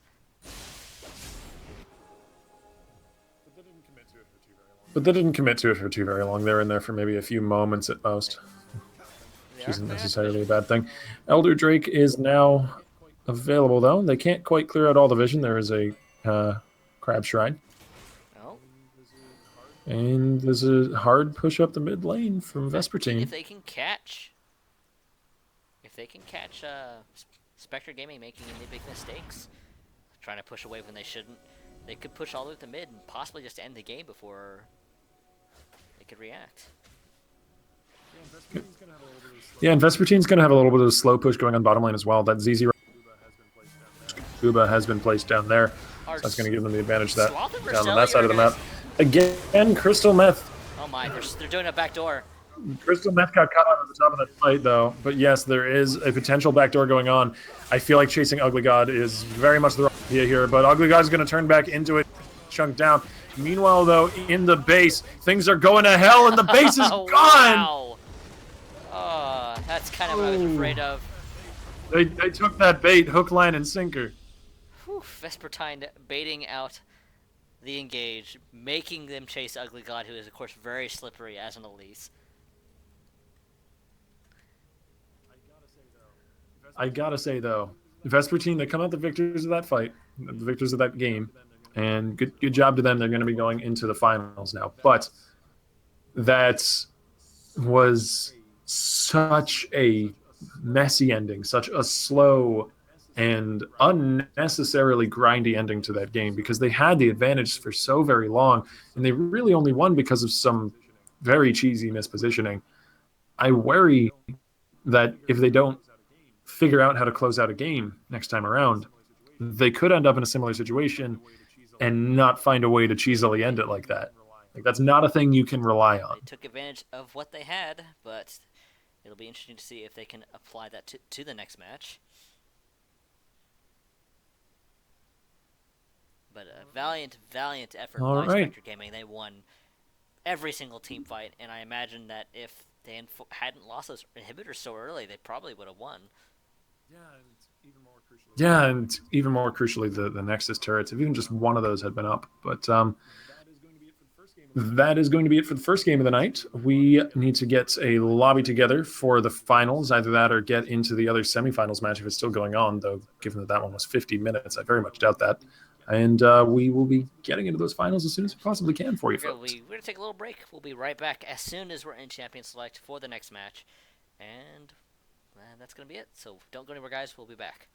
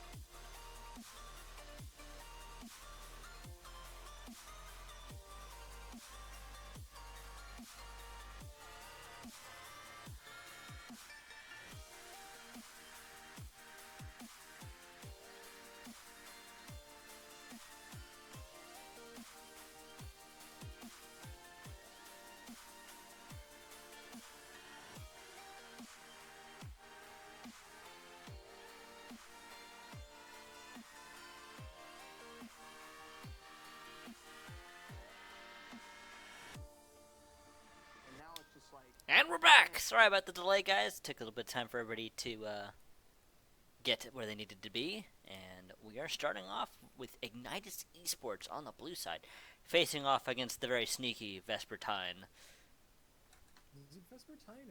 Is it Vespertine or Vespertine? I'm just going to alternate between the two so that at least You 50% can call of him the time I'm right. Vespertine, and I can call him Vespertine. That way we get it. Yeah. Exactly. We cover the bases. Tarek is an interesting band, though. That's some respect towards Crystal, who I'm assuming is a Tarek player, then, if that's going to be banned out against him. Jace banned against Sloth Daddy, who played it last time around. And we'll see what the last few bans are. We've had some very, very much player-specific targeted bans, and that is, I think, the better way to go when you're in the first round of an amateur tournament. First round of a best of three. I mean, we're into the finals here, though, in terms of the tournament.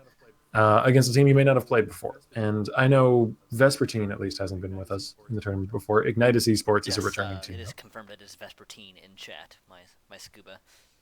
Thanks, thank you, Ha! Scuba. I was Appreciate correct. it.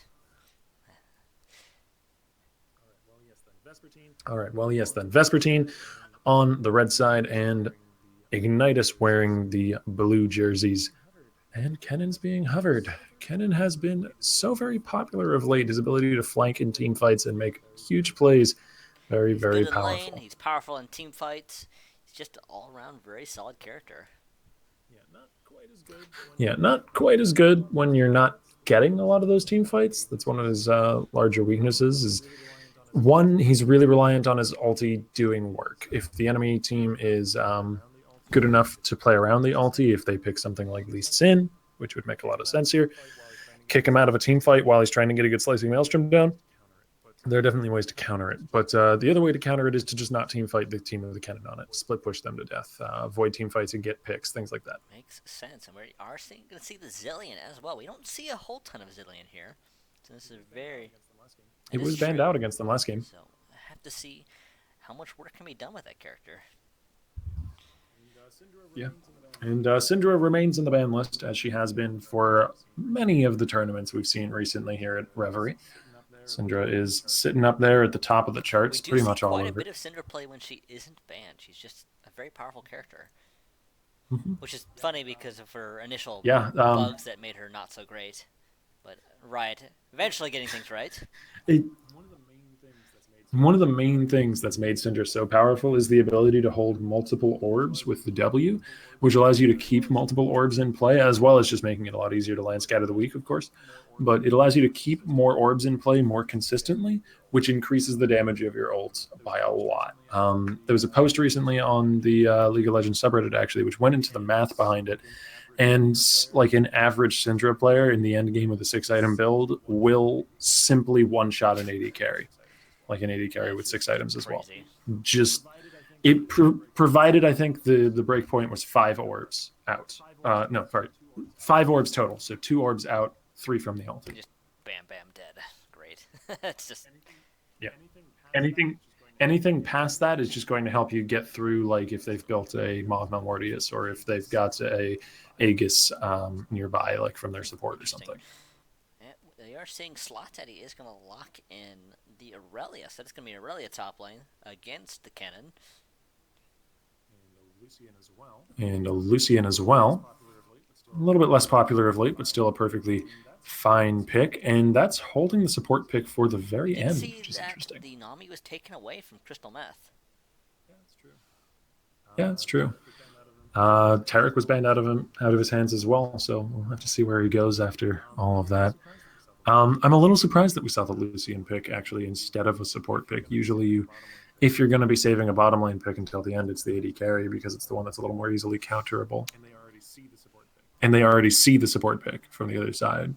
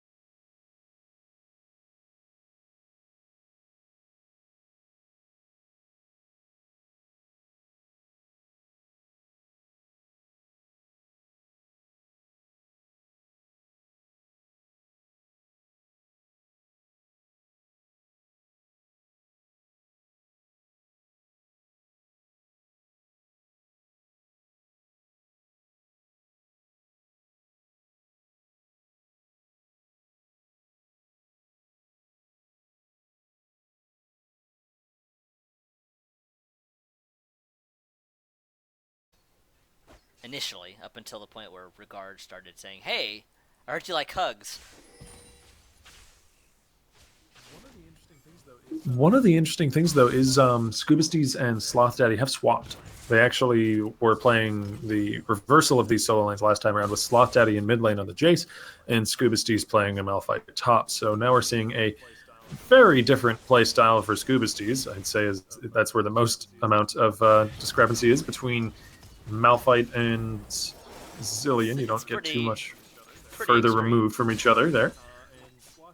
And Sloth Daddy, I mean, you could say that maybe he's just a top laner who took Jace mid, because Jace is very much a top laner nowadays as well. A ton of damage. A Yes, double indeed, bubble. and that's the downside of being the closer range AD carry, and that is a very nice double bubble for Crystal Meth now.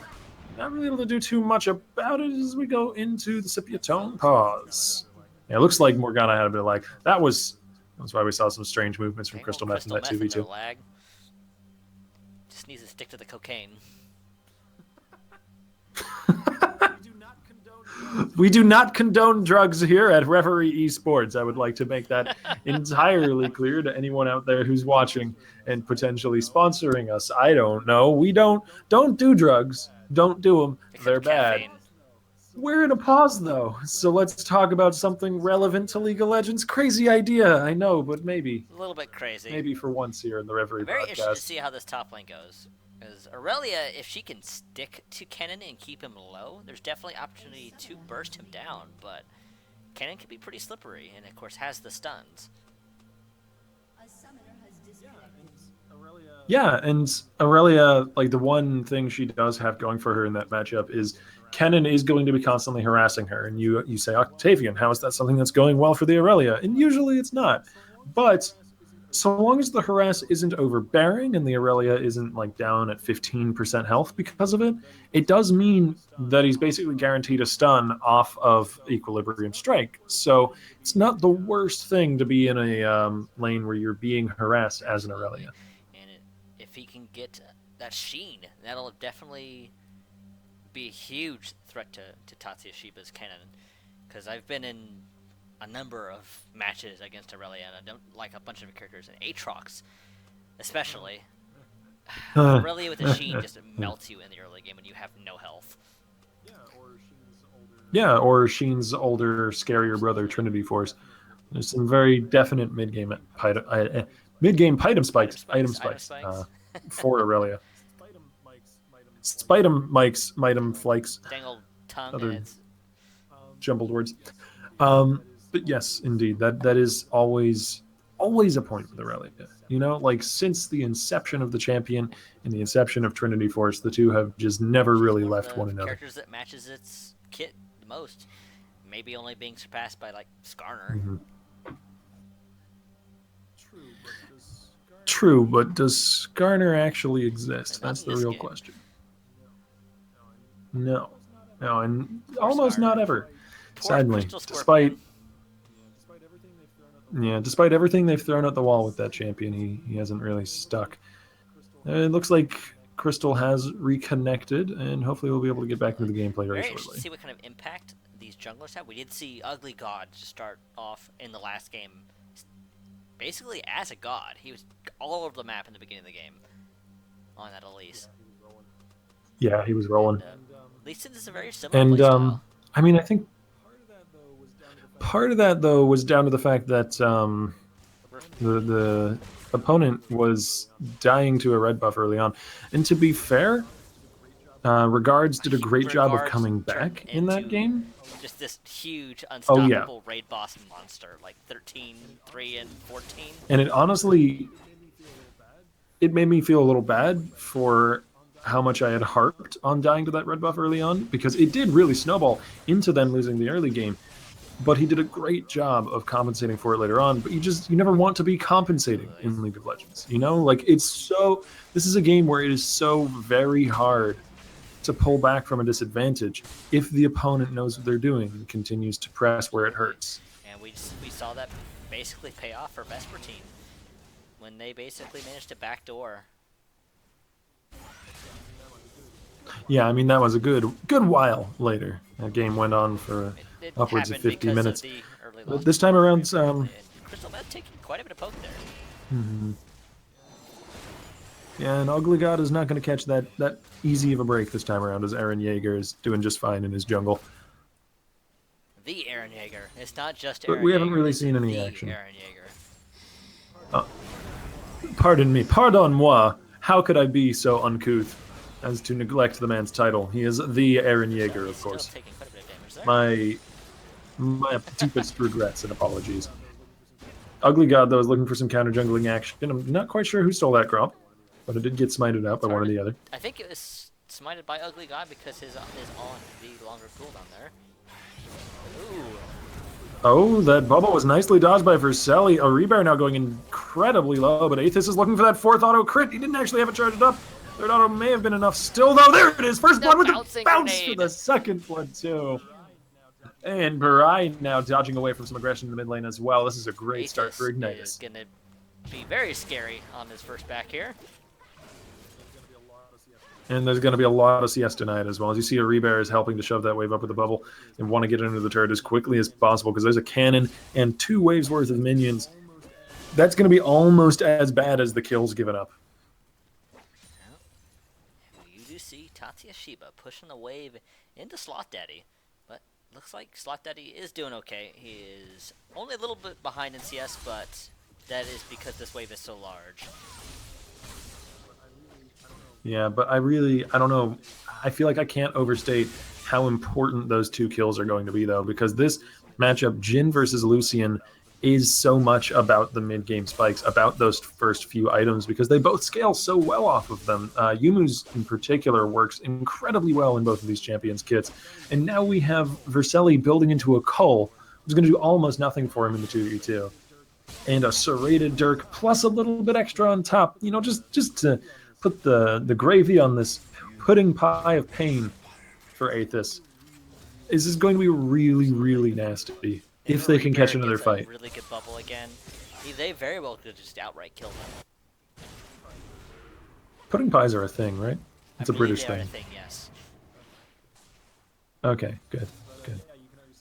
But yeah, you can already see a Rebear is able to play just so very aggressively here because he knows that if a fight happens, Aethys will be there with his tactical nuke launcher that has now taken the place of his gun. Ugly God is in the mid lane. He's safeguarding forwards, but Scuba Steez only tosses out 1 bomb, not committing to the second, not looking for the stun. It's going to be another gank avoided from Barai. Rebear gets caught out there, but Versailles on the way out takes an auto and a Q, and that's enough to chunk him down. I'm going to go ahead and back. Not interested.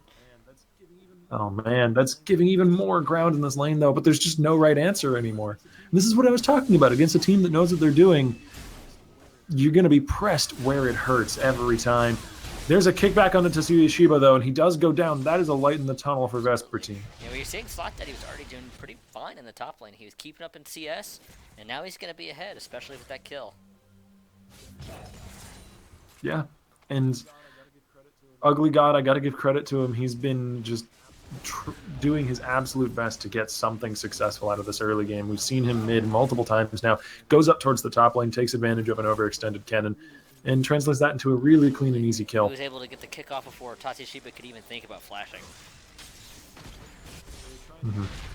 They're trying to deny some CS as well, but Teleport is going to counter that push at the very least. That does pull the Summoner, and Eren Yeager, pardon me, is on the bottom side looking to push this advantage even further. We're going to catch Scuba Steez coming out of the mid lane. Scuba Steez does have his ulti, also has flash. He's going to burn that over the wall. And he gets away with the uses of a Summoner. That's unfortunate for Scuba Steez, though. He was looking to try and equalize the pain in this bottom lane a little bit. Roaming down there, spending some time, but not only loses his time and his Summoner, but also can't do anything to help him out. And Crystal Meth are going to need some help here. It's just going to... This disadvantage is only going to continue to scale out if they don't get any help. That was just the third bounce of the grenade landing into Crystal Meth there, and it took a few hundred health off him. There's even more damage potential than that. Ugly God does find the Eren Yeager in the river, as Rebear is again going aggressive onto Verselli, but he doesn't have the backup of Jhin right now. He's off in the river. He was potentially looking to help out Lee Sin. That's a split bottom lane leading to a kill. Mistake there. It's going to be super valuable. Crystal Meth is looking for the binding, but Aethys has to know that Ugly God is waiting around the corner. Aethys maybe a little bit out of his depth here, though. He gets kicked backwards by Ugly God, taking the last second Q into the fight under the turret. He's going to go down. Oh, no, he flashes away. Thankfully, too, because Vercelli was the one who got Scuba Steez's ulti. A little bit of a misclick, perhaps, but a teleport in from Burai. He's dropping the Chaos Storm. He's dropping quite a bit of deeps, but he's also dropping incredibly low, and he finally does drop in the end. A little bit of a greedy play by Burai. He got the 1 kill, but he decided to chase. If he had just decided to back up, he would have evened things out. But here's Eren Yeager to say hi. Scuba Steez does not have his ulti, but he does have a stun. The double time bomb is going to hold up Eren Yeager for a little bit, but he's having none of that, and collateral damage will secure the kill. Even overall.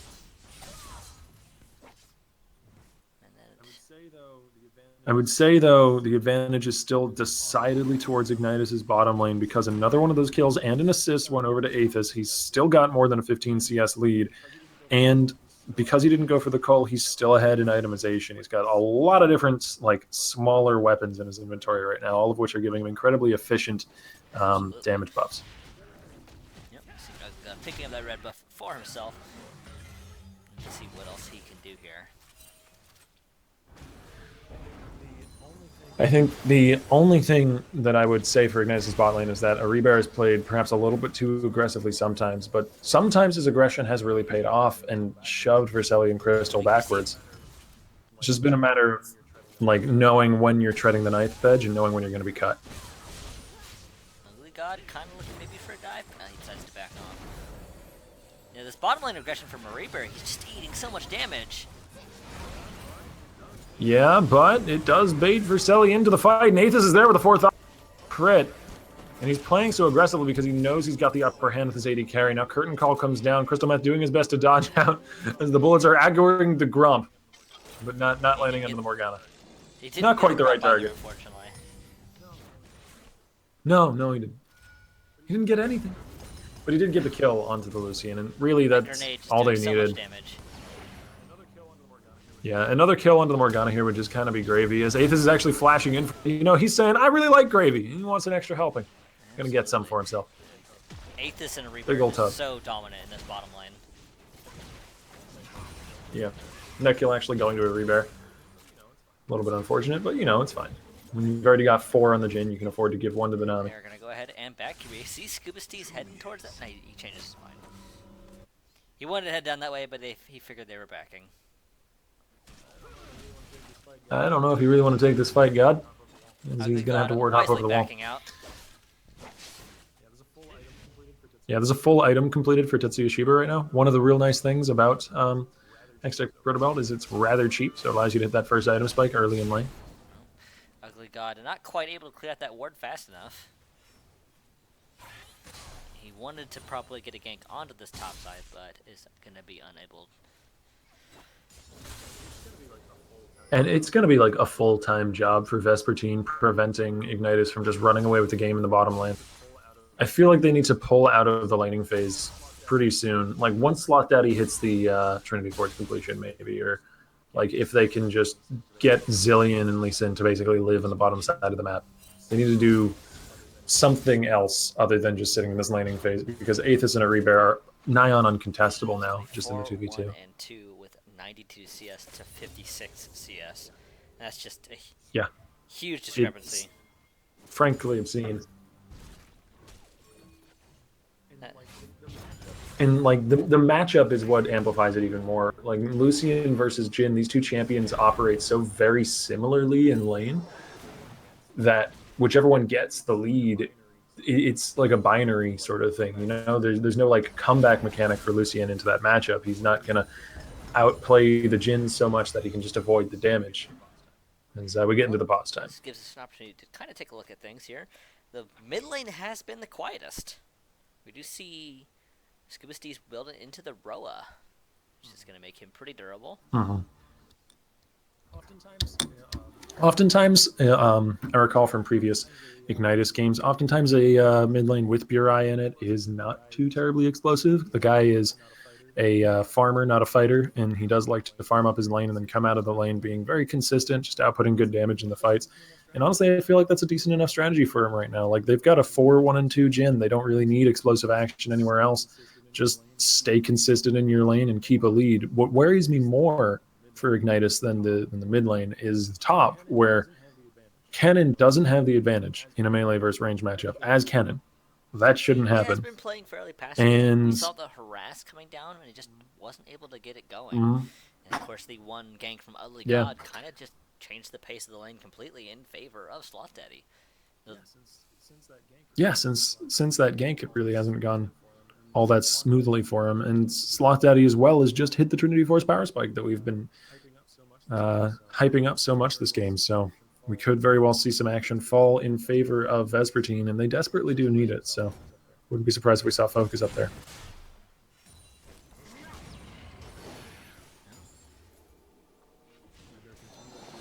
Reverie continuing to position aggressively down here. Sharing some watery love. And a lot of emphasis on vision for him as well. He's already built into the upgraded Sight Stone. I have the Watcher, I believe is the name of that one. Just 2 bounces. And I mean, it's point and click. This is what I'm talking about. There's really just no completely outplaying the Jhin damage. You know, his auto attacks do so much in the mid game with all of this power behind And I them. missed The it, U is but Vercelli completed is now, below half health and now. the Q is point and click.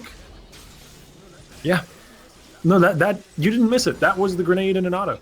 Like that was what you were talking about earlier. As Birag has a bomb on his head, Sloth Daddy on his back, and he may just get out. Nope, doesn't get out alive. Scuba Steez finishes off the kill, and I like the flexing of the Aurelia muscles, but they've still got a problem in bottom lane. They've still got to deal with this somehow. The final bullet finds its mark. Aethys is on a killing spree as Ugly God is coming into the fight, but perhaps a little bit too late. He may yet go down, actually, if Aethys can just close the gap onto either of these ones. It's a kill, but he gets Vercelli both opted flashes to go ahead instead. and flash rather than trying to eat a dancing grenade and killing both him and Ugly God. Yeah, that's true. That would actually have probably got them both if Dancing Grenade was available. I'm not sure on the cooldown on that one. But that's going to be the first brick blood. First bloody brick going to Ignitus Esports. Ignitus has currently basically full Pardon me? control of this game.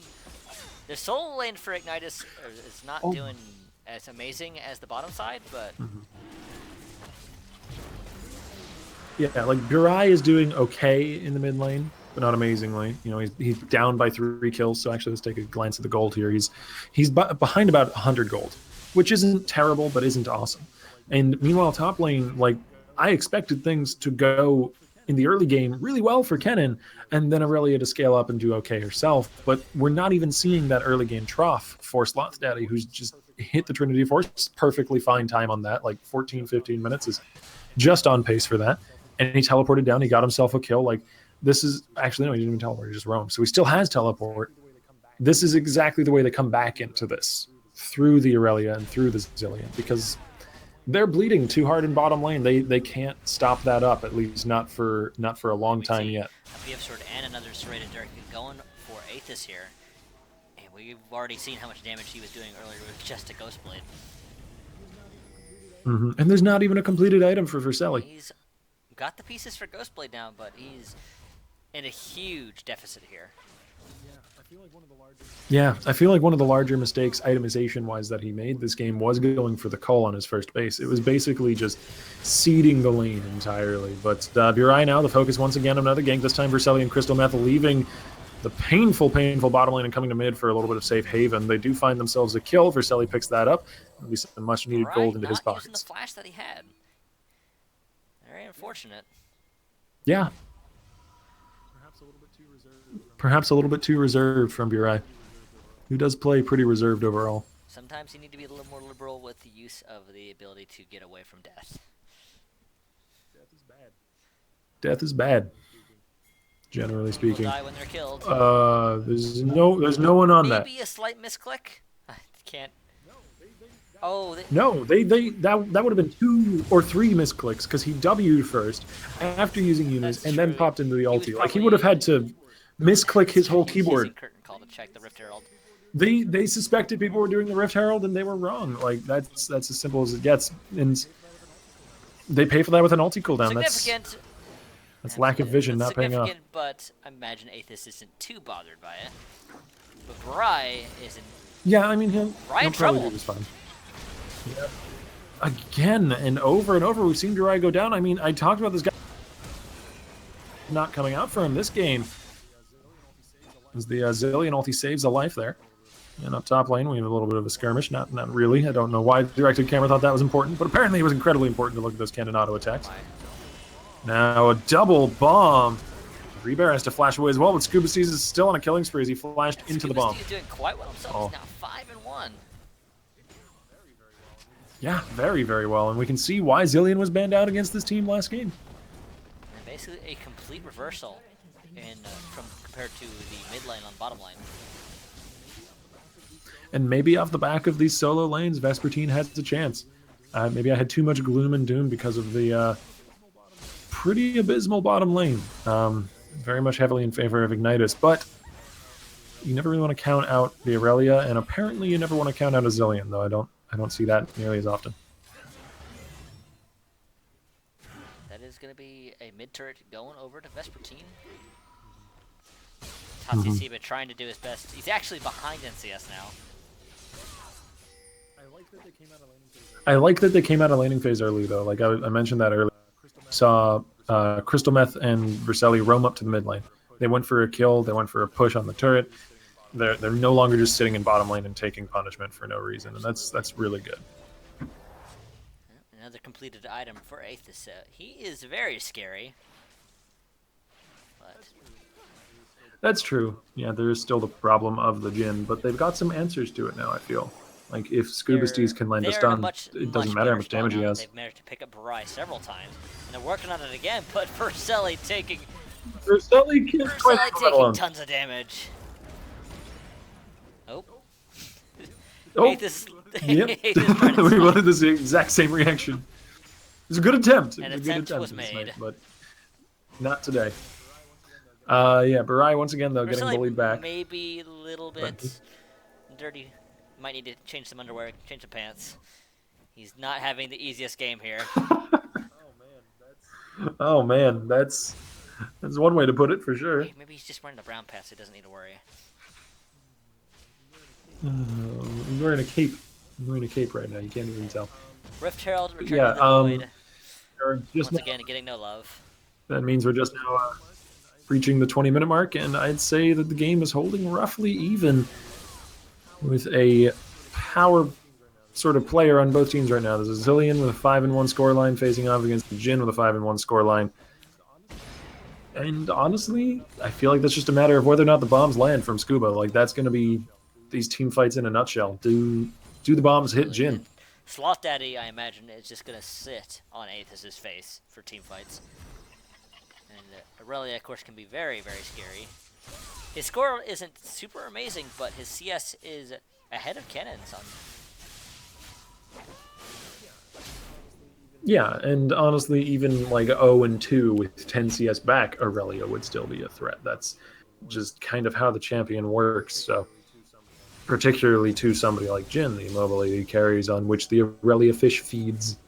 Absolutely, and this is another dragon active. Looked like an Infernal Drake from the brief moment I could see it.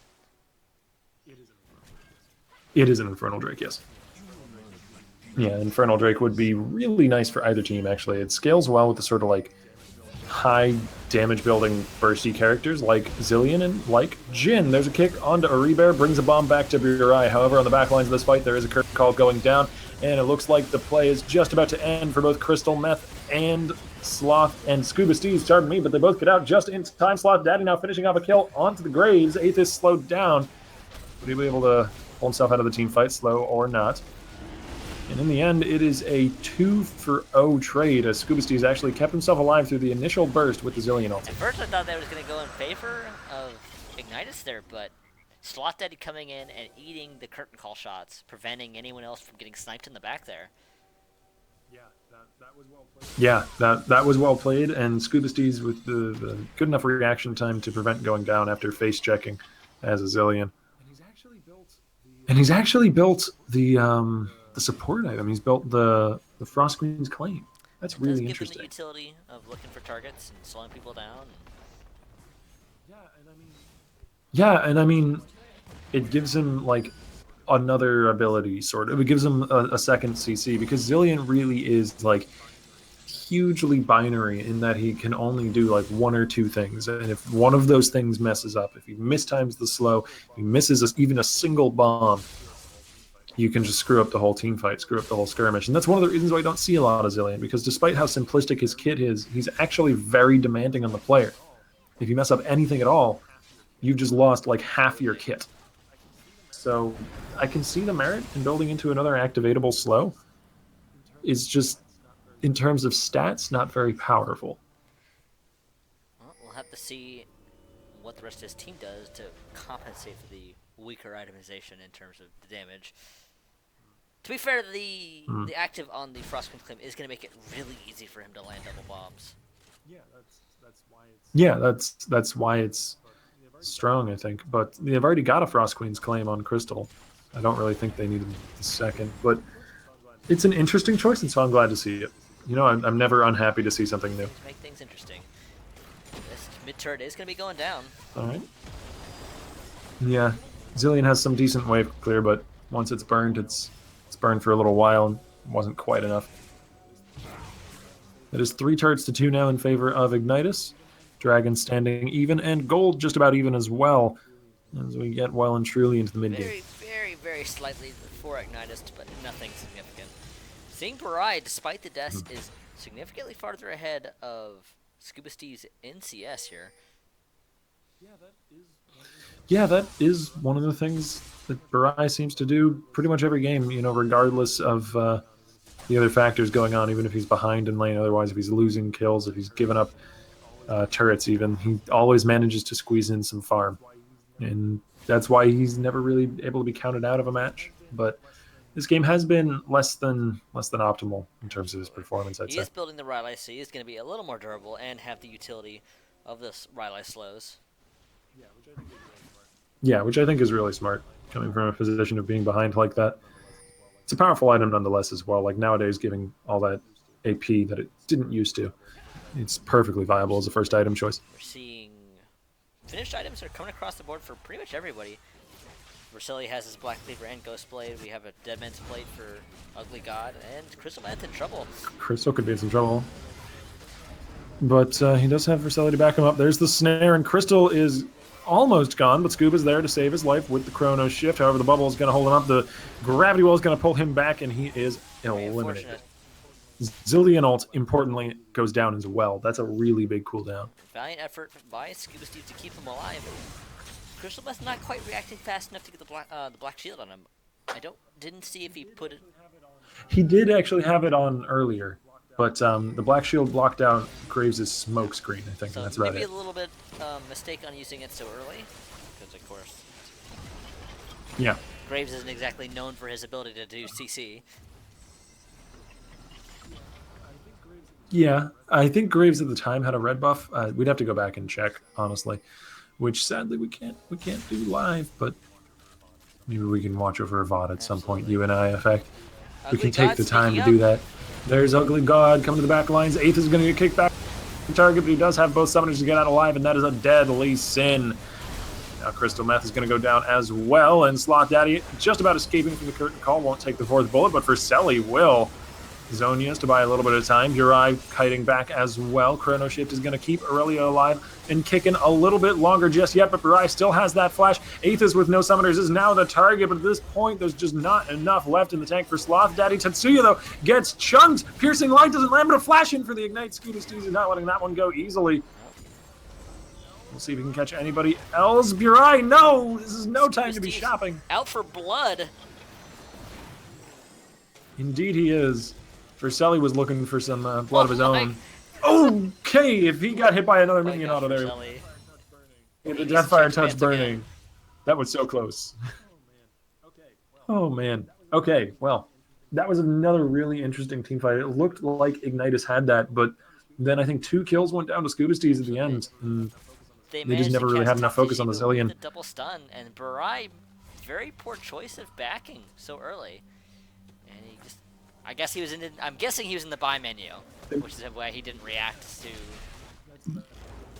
That's what I presumed, yeah. But like he was also just assuming that the fight was over, and It wasn't quite yet. They had counted Scuba Steez out, but he was still on the side. He had most of his health, almost all of his cooldowns. Had burned the ulti on the The Aurelia. fight is over only when he says it's over. Zillion saw what was to come. Yeah. We Yeah. are seeing another dragon. This time it's an air drake. Reaver going to take a big chunk of damage there from the bomb. Vision control a priority around this dragon. Air Drake not quite as impactful as Volcanic, though. So it looks like the teams aren't exactly going to fight about it. We see maybe Ignitus is posturing for a Baron or an ambush around Baron. Yeah, if that binding had landed on Ugly God, they could have had themselves a pick there, but he did manage to sidestep it. And they're just fishing for some sort of catch here. They've got a composition that's pretty good at it. Pardon me. Between Jin, Nami, even Victor with the Rylai slow. They can catch on to people pretty well. Tatsuya Shiba has the Zanyas now. He's working towards another big item. Looks like a Death Cat, maybe? That would increase his burst Possibly. pretty significantly. I believe Void Staff is another option as well, unless they change the build path for that one. Crystal Meth and Vercelli both took a big chunk of damage, though, from the Jin trap. As the Curtain Call is flying through the fight. The fourth bullet landing on the Vercelli. That's going to bring him down to half health. Now Sloth Daddy all alone. He gets the Chrono Ship, but they're going to wisely back off, not pop that, deny them some health. Eighth is getting kicked back as Ugly God did manage to flank on the fight, but there was just no one left to help him out. And he finds himself in a 1v5 rather than flanking in a team See, fight. Verzelli, Sloth Daddy, and Crystal Meth got really chunked out there from the Curtain Call. Yeah, the Curtain Call, and also they made the mistake of standing on top of a Jin trap as it was expiring. So they actually, that does quite a bit of damage, partially because it's really hard to actually make it land. He only has it level 2 right now, so the scaling isn't huge, but it does do, I think the tool, unless the tooltip is lying to me, 550 damage before armor. So probably somewhere in the range of about 400 damage. But that is Pretty- going to be pretty good. Baron going over to Ignitus, so they have pretty full control here. Yep. Eren Yeager easily securing that one. And Ignitus now definitively taking a lead. The kills are still even. Turrets almost. But Baron has a habit of tilting the scales. Just we're seeing kind of the effect of not having any really super strong engage coming out of Vespertine. They don't have like a Malphite or something to get on top of Aethys. Sloth Daddy, That is a good point. I basically mean, just Ugly Sloth God Daddy has... trying to get close and get a stun on him, and he's being kited extremely hard. Yeah, we've seen a few kicks from Ugly God. The start of that first fight up on the top side, he did manage to get to the back lines and he kicked Aethys in, but both summoners were up, so Aethys was able to get out. And the second fight, Ugly God went way all the way around the Dragon Pit for the flank. He managed to land a kick, but at that point the rest of his team had been decimated, so pretty much all on his shoulders. He's definitely going to continue to have a difficult time getting on top of Aethys. He has his summoners once again. And the Rebear's been doing a pretty good job of peeling, honestly. Barai, despite some mistakes, is got his Rylais and a Void Staff now. And Eren Yeager has got some good items as well. There's a kick onto Burai. Ugly God did find an engage, but there's a teleport now coming in, so they only have so much time left to work, and it's a 3-man ulti for Tetsuya Shiba. The revive coming through from Zillion. Chrono Shift will bring him back to life, but at this point the rest of his team has fallen to pieces, and he's just got nowhere left to run. But no, I thought he was going to get out alive, but Tetsuya Shiba was there to catch him on the backside of the fight. It's a triple kill for the Kennen before he goes down. A Rebear flashing in to try and save his top lane. He's going to regret that almost instantly, but the bubble lands. He has a speed buff to get himself away. We'll see if Ugly God can finish off the kill. The Q lands, and down goes the fish. But in the end, that is still a very much one-team fight for Reverie Esports, who push in even onto an inhibitor They took turret. down that tier 2 turret, and now they've killed the tier 3 turret and are working on that inhibitor, making good use of that Baron buff. Yeah, and I mean, Nami and Kennen overextended a little bit, died. Honestly, I would say the Kennen died for perfectly fine reasons. Tetsuya Shiba had a great teleport placement, 3-man ulti, and then managed to even catch Scuba Steez on the way out of the fight. That is a fine thing to die for. I think it was just a Rebear going a little bit aggressive to try and save his life. But in the end, it doesn't really matter. The inhibitor goes down, and that's all you They need. still have this Baron buff, and I imagine they're probably going to go on this bottom side. And it is indeed the death cap for Tetsuya Shiba, as you mentioned. So going a really heavy damage cannon build. Next choice would probably most likely be the Void Staff, which is just going to make him so bursty, so dangerous. And with that Zanias to keep him alive while he's doing in the middle of a Slicing Maelstrom, he could be a huge threat. Honestly, Void Staff does make some sense. I mean, they've got a Locket and a Spirit Visage on the Aurelia, but that's all they've really got. He could even go for like a really, really greedy build and build something like pure AP instead of that. The Void Staff makes a lot of sense, for sure. Like, Abyssal could work, because he doesn't really need percentage pen right now. Like, flat pen would do enough for him. That is true. Even though we're into the late game, and usually that's an incorrect statement, but there are 2 magic resist items built total on the enemy team, not counting boots. There's probably some scaling magic resist runes in the AD carry. Those are really popular. But that's the minutia, you know, like whether he builds Abyssal or Void Staff, he's still going to be a huge damage threat. It's just a matter of like pushing that extra percentage, you know? Kind of having a contest with it there, but he is not going to be able to do anything to Tatsuya Shiba other than try to kick him away during his next Slicing Maelstrom.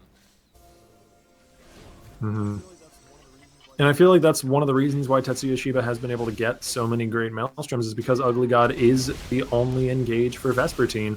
So he's not been around to kick him out of these fights, but he's actually getting a really nice duel here with Tetsuya. He's going to pop into the Zonias to buy a little bit of time, but that's all he's going to do, just buy some time. That really very much was. As Tetsuya underestimated, it looked like, the Lee Sin. So many ghosts! This is the spookiest beginning to a team fight I've ever seen! But no stun landing from the Zillion means Aaron Yeager is still able to kite backwards. Sloth Daddy is going to go down. No Zillion ulti to help him out. There's a flash away from that self-same Zillion. Going to get him out of the fight. It's a double kill for Burai, who's looking for some revenge for the earlier laning phase camping. Yeah, Curtain Call aimed a little bit far to the left, not going to catch anybody inside of its margins. Basically, Ignite is putting themselves in a really good position to continue this, taking out another inhibitor turret. And another inhibitor to boot. That's going to go down. And they could honestly continue pushing here. Probably. So the death timers aren't too long, 20 seconds or so on the 2 bruisers here. Not too much, but he is still very good scoreline, 129. He has most of the Graves items. Got the Death Dance and a Phantom Dancer. Working on a Hex Drinker / Maw. So he's able to output tons of damage. And this is an Infernal Drake now for Reverie Esports. This is going to help them immensely. They've got a very damage-heavy composition. Not a tank to their names, so the Infernal Drake is going to help out pretty much everybody, except maybe a Rebear's Nami. His 6% on with no AP, very dangerous. You know, every little bit counts.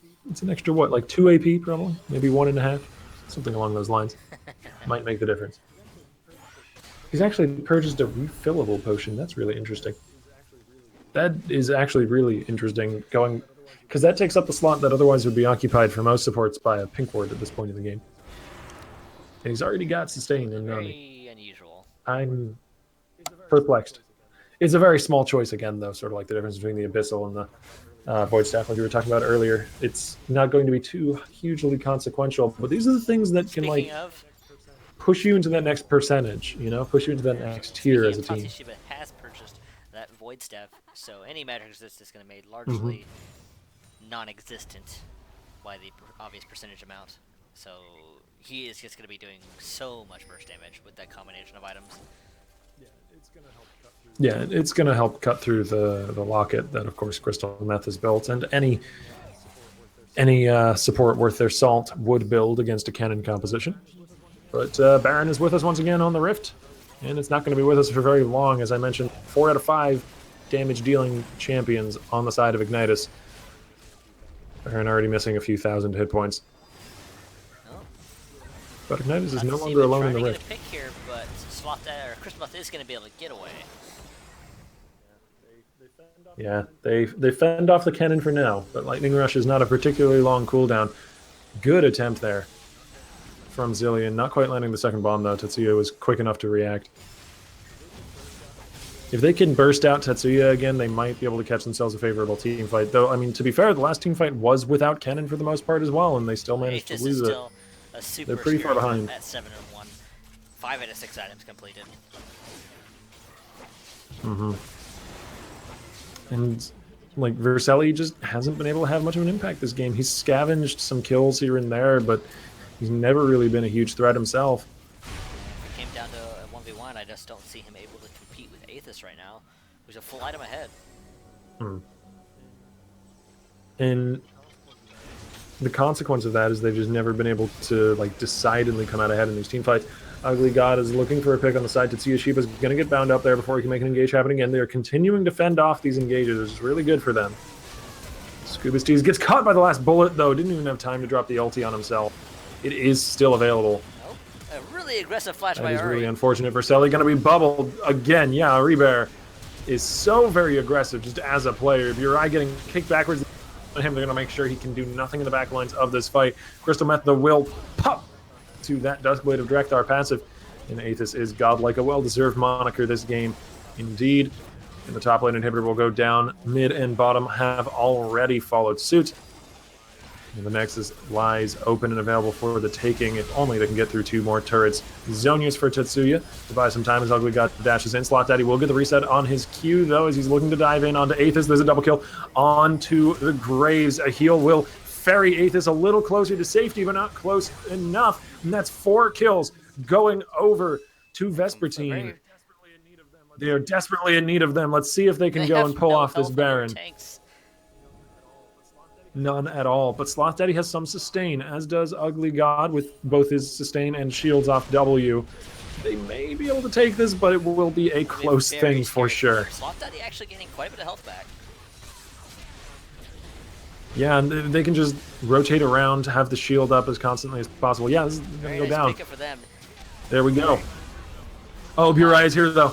Can he clean anything up? There's 1 kill. He gets stunned up, though, and it looks like he'll just... This is still very, very good.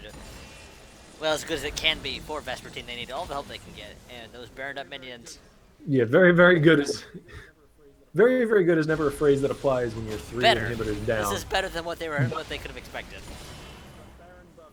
But Baron buff certainly doesn't hurt in trying to defend against these 3 waves of double super minions. So that bottom inhibitor is up now. Gonna be pretty nasty. Pinged, so they're going to be the most likely objective for the next push. But 3 inhibitors being down means that Ignitus does have a lot of time. So that bottom line, as you said, did just go back up. I think they've got 1 more wave of supers. Let me check, actually. No, in fact, the last wave of supers down there was cleaned up. But it gives Ignitus a lot of time, a lot of sort of leisurely breathing room on the Rift here where they can choose what they want to do. They don't have to execute quickly or be too stressed about anything. For Ignitus that they kind of got caught out in that last team fight. A very clean ace, actually, for Vespertine. If only they weren't extremely far behind. Yeah, I mean, it's the same story that we had last time. But this time it's Vespertine on the other side of the coin. You know, they're not the ones who are pushing in onto a team that's made a few early game mistakes and paying for them dearly. Kills are even, but we're seeing the difference in turrets and CS. Well, actually, now that I say that, the CS distances are very minimal. True, but at this point in the game, it is less about that and more about composition. Though honestly, like the composition, I would say would be a little bit better for Vespertine if they had some form of engage. I think you hit the nail on the head earlier on about that. Like they're playing off against a team that's got 4 carries, and they've got no easy way to get onto any of these carries. We saw at the end of that fight, once Sloth Daddy gets in there, once there's an opening for him, he can wreak havoc, but there's just never an opening. Oh, curtain call coming down for a catch. There's curtain call and slicing maelstrom. Tetsuya getting kicked away. That's the counter that they were looking for when they picked the Lee Sin, but Crystal's gone. 2 ultis traded for the support's life. There's going to be Elder Drake. I don't know if that's worth. But Elder Dragon has started off. Ugly? Meanwhile, there's 2 open inhibitors still having minions just wadding into the base. Ugly God is cut off from the rest of his team. This is really bad for the Lee Sin. He's going to flank all the way back around the Dragon Pit. In the meantime, it's coming down, though. A Q lands onto the Elder Drake. He's going to steal it! He comes over the back of the wall! Beautifully done, but if you look at the base, it is going down. It's falling to tatters. There's super minions shoving in onto the Nexus turrets. The ZZ Rot minions are valiantly defending, but I don't know if it's going to be enough. Vercelli is there. Okay, one of the inhibitors has come back up, but it won't be up for very long I don't as the think 4 Vercelli members and left. Slotsteady can possibly stop this push here. They've got the Baron buff to buff up some of their own minions to shove it back. But yeah, that seems like something. It seems like paltry help in the face of this push. Alright, we're taking good damage onto Rebear. Tetsuya takes some as well. Aethys got chunked there, but the flashing in Morgana is not nearly enough. Tetsuya now flashing in onto Sloth Daddy, but the slicing Maelstrom didn't really land on anyone. The Zonia's has to be popped as Tetsuya nearly goes down. That's all that Kinnan had pretty much burned. And that fight was really messy for Magnitas, but they're still coming out on top. They just have so many things playing into their hands, so many advantages there at the end of that game. Taking game 1. And that was such a heroic steal from Ugly God. That is the worst way to go out. But they went out fighting, you can at least say that. Good steal. We kind of didn't get a chance to catch it, but Crystal Meth, just kidding, he burst down so quickly when he flashed into that team. He died before he can pop the Zanyas, which would have maybe delayed enough to actually for them to Slot Daddy to do some serious work there. But yeah, just exploding instantly under the damage of 4 carries. Yeah, damage is certainly not something that Ignitus lacked that game. But it looks like we're getting into the next lobby here. Should be able to get into the next game of this best of 3 very shortly. And hopefully we will see you guys there. Be right back. Don't go anywhere, folks. Just don't step away.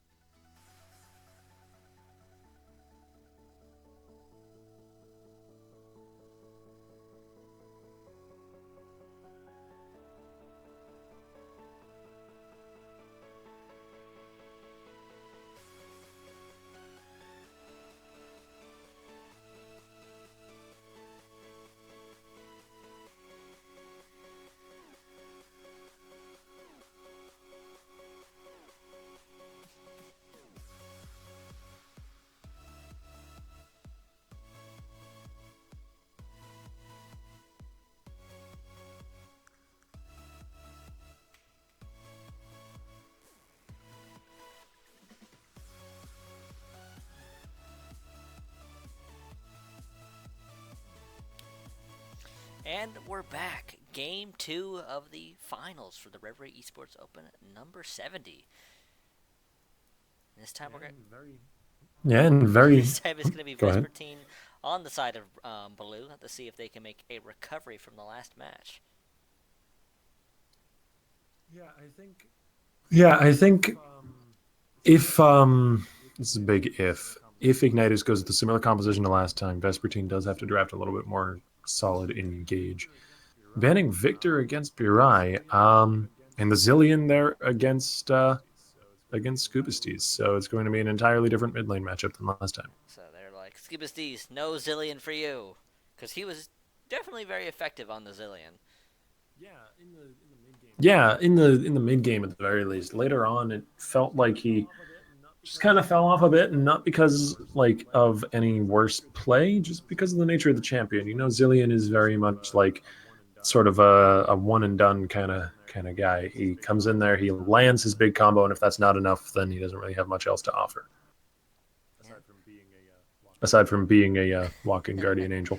At that last fight, we did see a moment where he got caught by the last shot from the curtain call from Jin, and he just melted. He had a quarter health and just evaporated. But they're actually leaving the Jin Yeah, in mid, he so they might secure it for first pick here. have we seen Vercelli play Jin yet? I don't. Actually, I believe we have. Yeah, Vercelli And played played Jin earlier he tonight. played Syndra's Jinx going to be banned actually. out. Jinx, that's what it was. It was against a Jin. They may grab that for Vercelli. We haven't seen it yet, then I suppose. Cannon is banned out. That's been a first pick priority in a lot of these games. Nidalee is on the table. If either of these junglers play her, she's often first pick They've priority. actually subbed out Tatia Um, Shiba for Fill Me Up Daddy, which is sounds very dirty.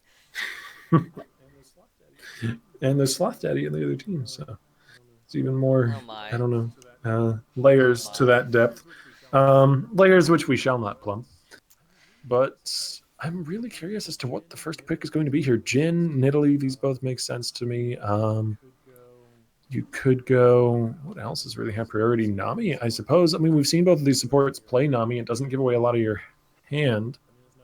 Sure. They I mean, just it's not instantly lock terrible. in the Janna, which is not too terribly different from Nami. Very similar in function. Works just fine into the lane as far as the support matchup goes. Yeah. We haven't seen Daddy yet, not Sloth Daddy, but the other day. Pardon me, the other Daddy yet. So we don't know exactly what his predilections might be in terms of champion picks. So I'm really not able to predict too much here, especially considering the Nami pick doesn't show a lot of your hand. You know, that's one of the few reasons I think why you'd ever first pick the Nami, but it is a Elise. Well, that does give them a decent, strong jungler, and it does take it away from Ugly God as well. True. We have seen Ugly God play Elise before, and that was to great effect, at least in the early game. Nidalee is still on the table. It's not a bad pick into Elise. You're able to keep up with the early pace. Lee Sin as well could be decently strong, though he does fall off later on into the game. Zareth and Caitlyn would give you quite a bit of range if you wanted to go with those options. Just give everybody little love taps from afar. Love taps that hurt a lot. I I just don't see any reason to pick your mid this early on, in though. Mid is probably one of the more counterable lanes. Burai is pretty formidable as a laner despite his performance game, I'd imagine. And yeah, they go with a top and an AD carry. That And makes it a lot does more give them sense. some very strong engage in the form of Malphite once again, so that is most likely going to be played by Scuba Steves.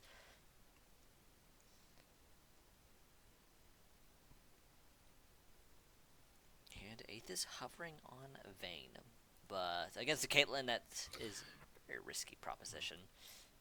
Yeah, the laning phase would be hellish, and while it gives you the damage to rip through a Malphite, it is still not very easy to play against Malphite because of his point and click sort of ulti. And they're opting for a bully top laner in the form of Darius.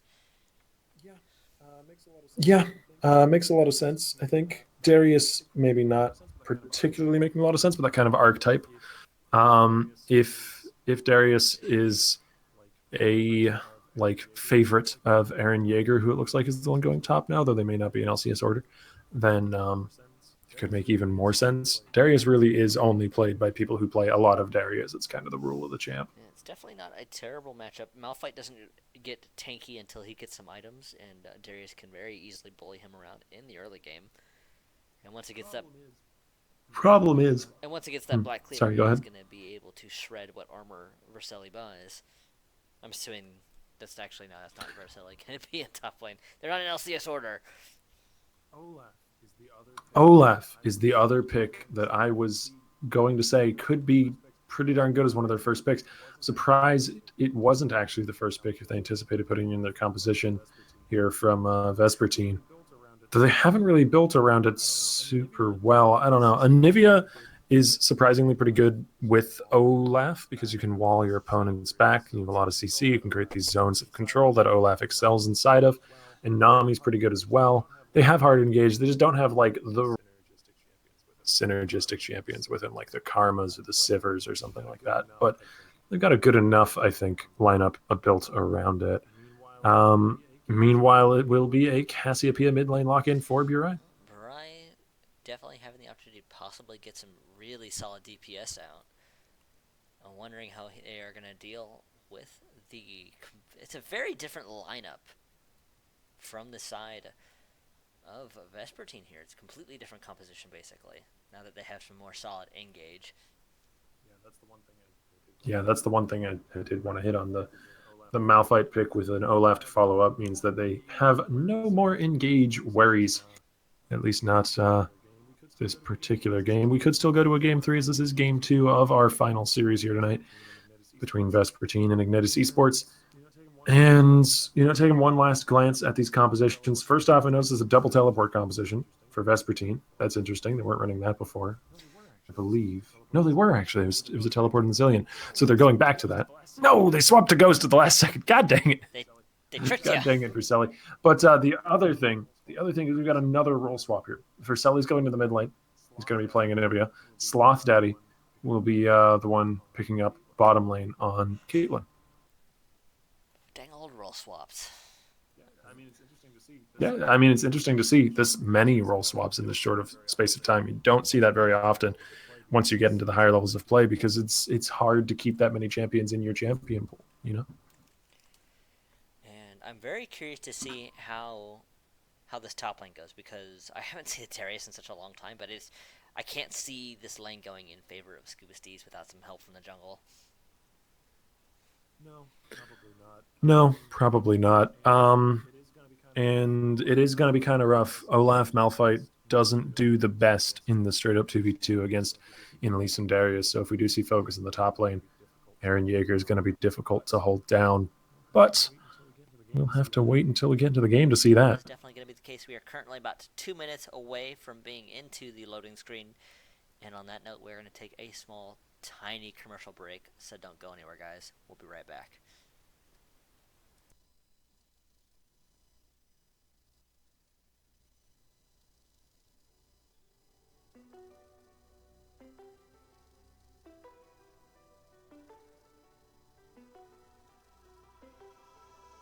If it's silent in dismay, it won't break this feeling down.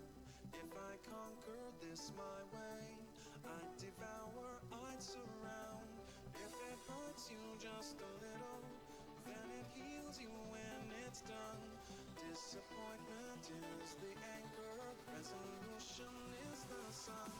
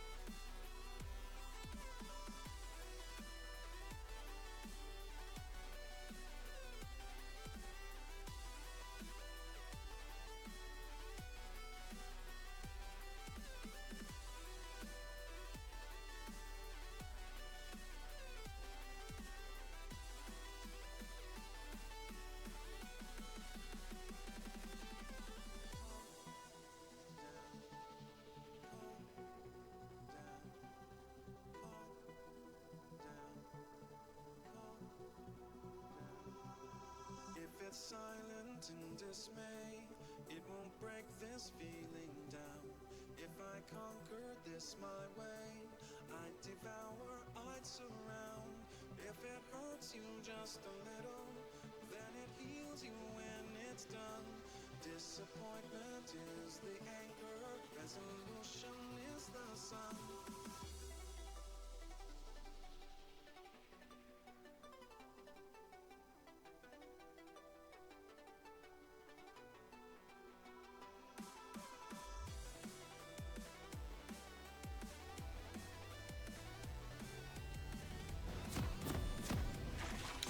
And we're back once again. For those of you just joining us, this is the Reverie Esports Open number 70, game 2 of the finals. Ignitus Esports versus Vespertine.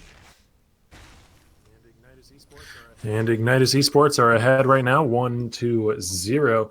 And also on the red side, I believe, with Vespertine on the blue.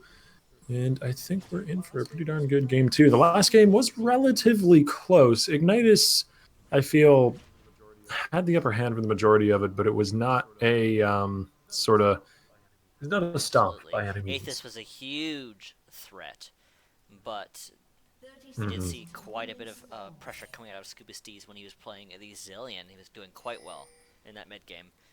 And there's an interesting thing to note. Like last time, I think I mentioned once or twice that Lucian versus Jin is a really sort of even matchup between the two champions. They behave very similarly, so it's just a matter of who gets item spikes first.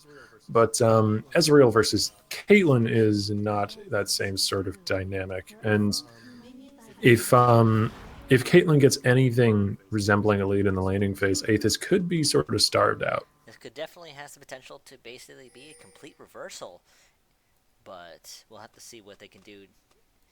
Because Aethys obviously just got a huge boost in that early game with a double kill on Jin. He was able to do so much damage.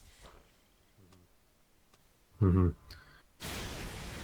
Nothing like going to getting a straight Dirk and double dagger on your first back. Yeah, no, it's pretty useful for pushing a lead in a lane like that. And we've got a pause once again, but with the camera placed directly where I want to talk about, that is moderately convenient, because I would actually like to speak about this matchup between Anivia and Cassiopeia.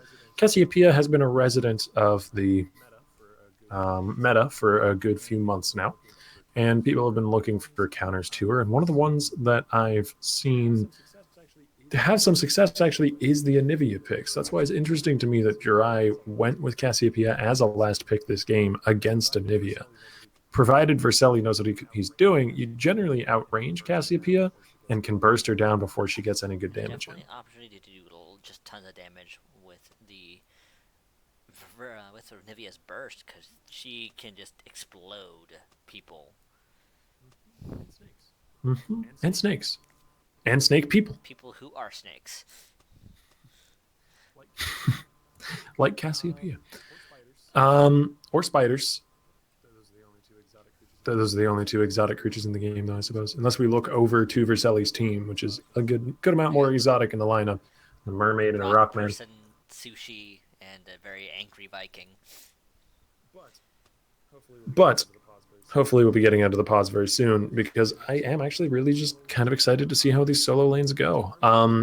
In terms of just champion matchup, it's pretty even across the board, because Darius very much outmatches Malphite in lane, and I would honestly say that Anivia in the right hands very much outmatches the Cassiopeia in lane post like level 3. You know, like Cassiopeia's level 2 is incredibly strong because she can land the poison on you and then just continually twin fang you.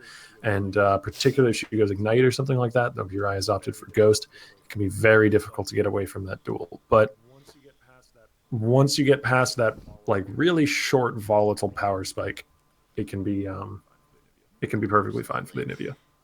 We do need to keep an eye on this top side. It is going to be a bully matchup for the Aaron Yeager versus Scuba Steez. And we'll have to see how Scuba reacts to the pressure that Darius can put onto his early game. Yeah. And interestingly enough, both of these guys have started off Corrupting Potion. Sometimes you'll see a Doran Shield, though against a Darius that doesn't make quite as much sense. His auto attacks do come through pretty often, but it's usually the Q that's going to be chunking you. And Corrupting Potion, or like maybe a Dark Seal, that would be so very, very bold very into this lane matchup. Yes. Well, if Scuba Steez can get enough health, that'll make Aaron Yeager's ability to deal damage less effective. Provided he's in the game, though. That is a pretty critical provision. We have to actually have the player connected to the match, which would be nice, but hopefully we get that pretty soon. Aside from that, the matchup on the bottom side, we are kind of covered it earlier. It's Caitlyn that's going to have the advantage over an Ezreal, and both supports function fairly similarly.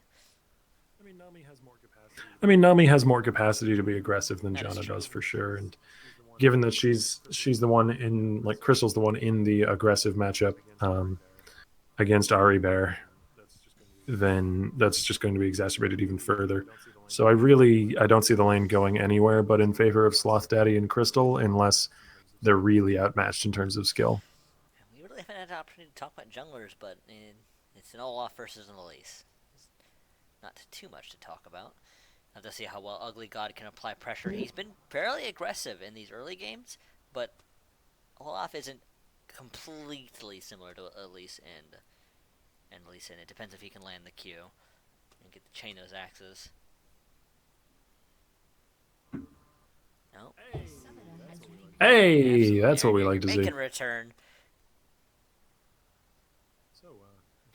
So, Effect, read any good books lately? Reading Turncoat by Jim Butcher of the Dresden Files series. It's actually not my first time reading it. It's quite good.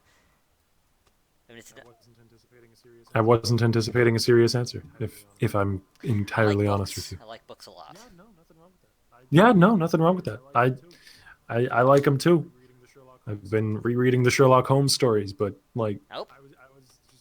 I was just trying to poke fun at the length of the pause, but we're in the last few seconds of it, so there we go. We're back. We can get back into the action. Yeah. We can get off of 321 Baker Street, 221 Baker Street. Pardon me. Oh man, I've been exposed. I'm not a true Sherlock Holmes fan. There goes his poor shield and the dots. How can a rock bleed? It doesn't make sense. Darius makes it happen. He's like, one of the Blood Brothers. It doesn't matter if you don't have blood. I will make you have blood. I will give you blood and then take it away. But yeah, there's Vercelli getting a great trade on Naburai. But this is that level 2 power spike for Cassiopeia, which is why Vercelli's respecting it, backing up a bit, even after landing the combo. A decent chunk of damage, but wisely deciding that he is not going to stick around to see if he can deal more. Ooh, Crystal Meth. Oh man, Eighth is shifting forwards, landing the Q as well. Crystal Meth took a big chunk there. Definitely need to be careful. The Janus shield on Ezreal. Yes. He may not be able to wave clear, but he can still do good damage if he can land his abilities. Oh yeah. And he's still a bit behind though. That's just because he's getting shoved in. Burai gonna land the dot there onto Vercelli, who takes the bad end of the trade that time. But he is still ahead by a potion, so he'll be okay. Stun onto Burai. And it's actually an invade attempt here from Fill Me Up, whose name I am not going to be comfortable play-by-play casting. I don't think it's the worst we've ever seen, but it's up there. Worst. All right, hopefully my volume is not an issue anymore. I moved the mic a little bit. If it's mine, just let me know. I think it was. Effect. And I'm Octavian. The Octavian. Apparently, I'm also like the Candyman. I don't know why I did that with my voice right there. Have you seen Wreck-It Ralph, by the way? I just recently watched that movie. Oh man, you need to see it, if only for the voice acting alone. Like, the guy, I forget the actor's name, but the guy who they got to play the main villain, he's such a good job. I just absolutely love it. Some of his lines are so good. I have to give it a watch. Anyways, yeah, but the matchup is going to start swinging in Vercelli's favor soon, provided he plays it correctly, just because he does outrange Cassiopeia by so much.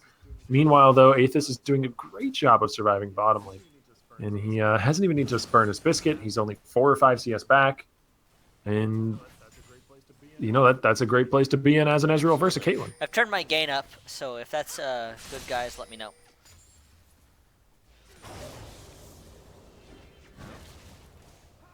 Sloth Daddy trying to put some poke down onto Aethys, but there was the shield, and the Barrage is taking a huge chunk of damage. But Vercelli is almost out of mana now, doing Anivia things. He did just shove the wave in, though, so he's got an opportunity to base. He should be okay. How much gold is he sitting on here? Or flying on, I suppose. It looks like about 1,000 gold to his name, so he'll pick up a tier, maybe a pair of boots after that.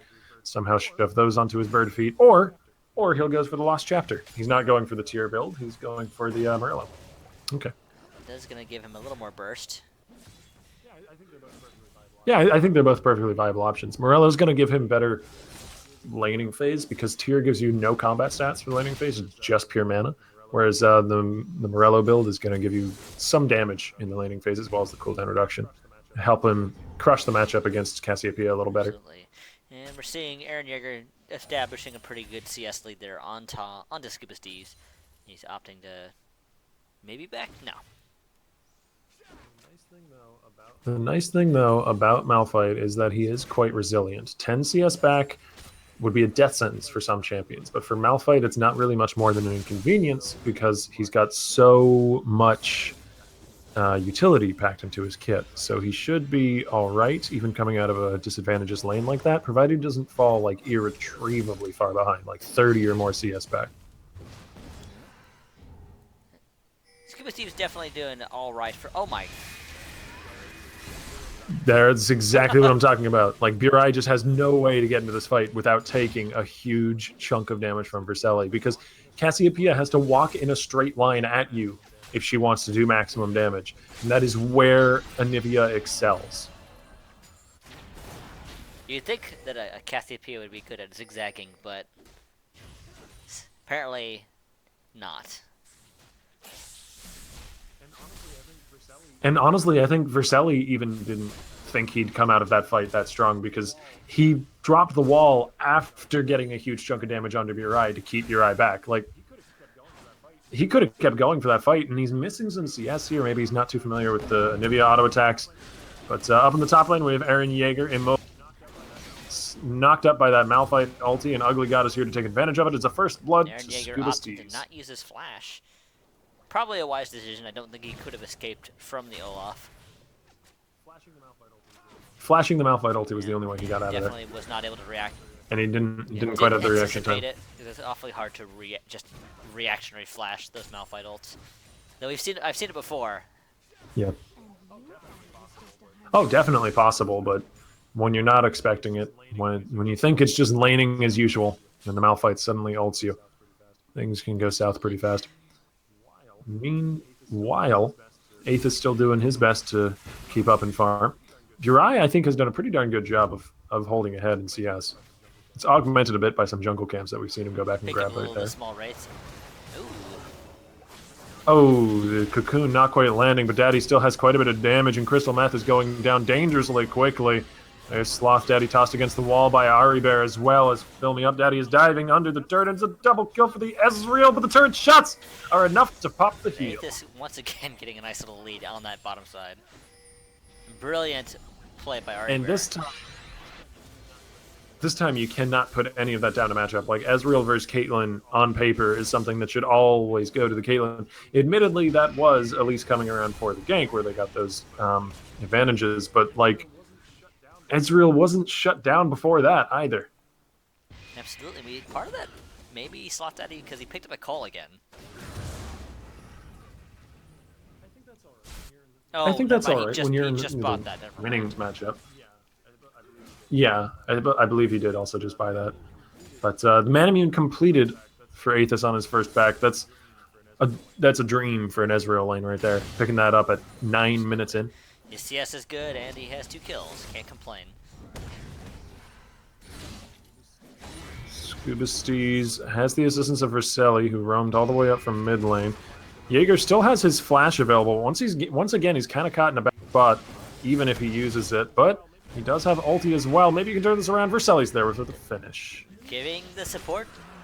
And they still get the dragon. Support for Vespertine on that top side. They're making sure Scuba Steez can't get too far behind. And kind of abusing Eren Yeager's lack of vision. As Ari Bear takes up the minion wave there to make sure Aethys gets it all. Very self-sacrificing support play. I like it. Daddy opted to work on the Scarab after clearing out a ward. Oh, ward. Scarab? It's a scarab? I always thought it was a crab. Maybe it looks kind of scarab-like. Scarab, it could be a scarab. crab, they have shells. It's a scuttler. We're never told what variety of scuttler it is. We just know that it scuttles. Could be any sort of scuttling creature. Scuttle, tangled scuttling. Could be a giant crayfish, for all we know. Crayfish with a funny shaped shell. A prawn, as the British call them. Ari Bear's looking for some auto attacks on Crystal Meth. Tangled finds support them. fights.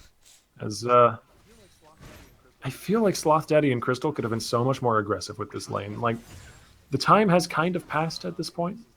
Aethys is now doing well enough that he's a contender in the lane, for sure, but earlier on, there could have been some more aggression, and they seem to have been disheartened in it after that first attempt where Crystal didn't quite land the bubble and Aethys got a really good trade. And after that, they fell back, and they never really fought again. Kind of maybe a little intimidated. Aethys obviously just did super well last game, and now he's doing fine in this game too. Landing multiple Qs. Yeah, and he's landing, as I was going to say, yeah, he's landing those with pretty good precision as he misses one. But, you know, we can't count every single Q, and now Aethys is actually taking some good damage. Meanwhile, Jaeger just can't catch a break up here in the top lane.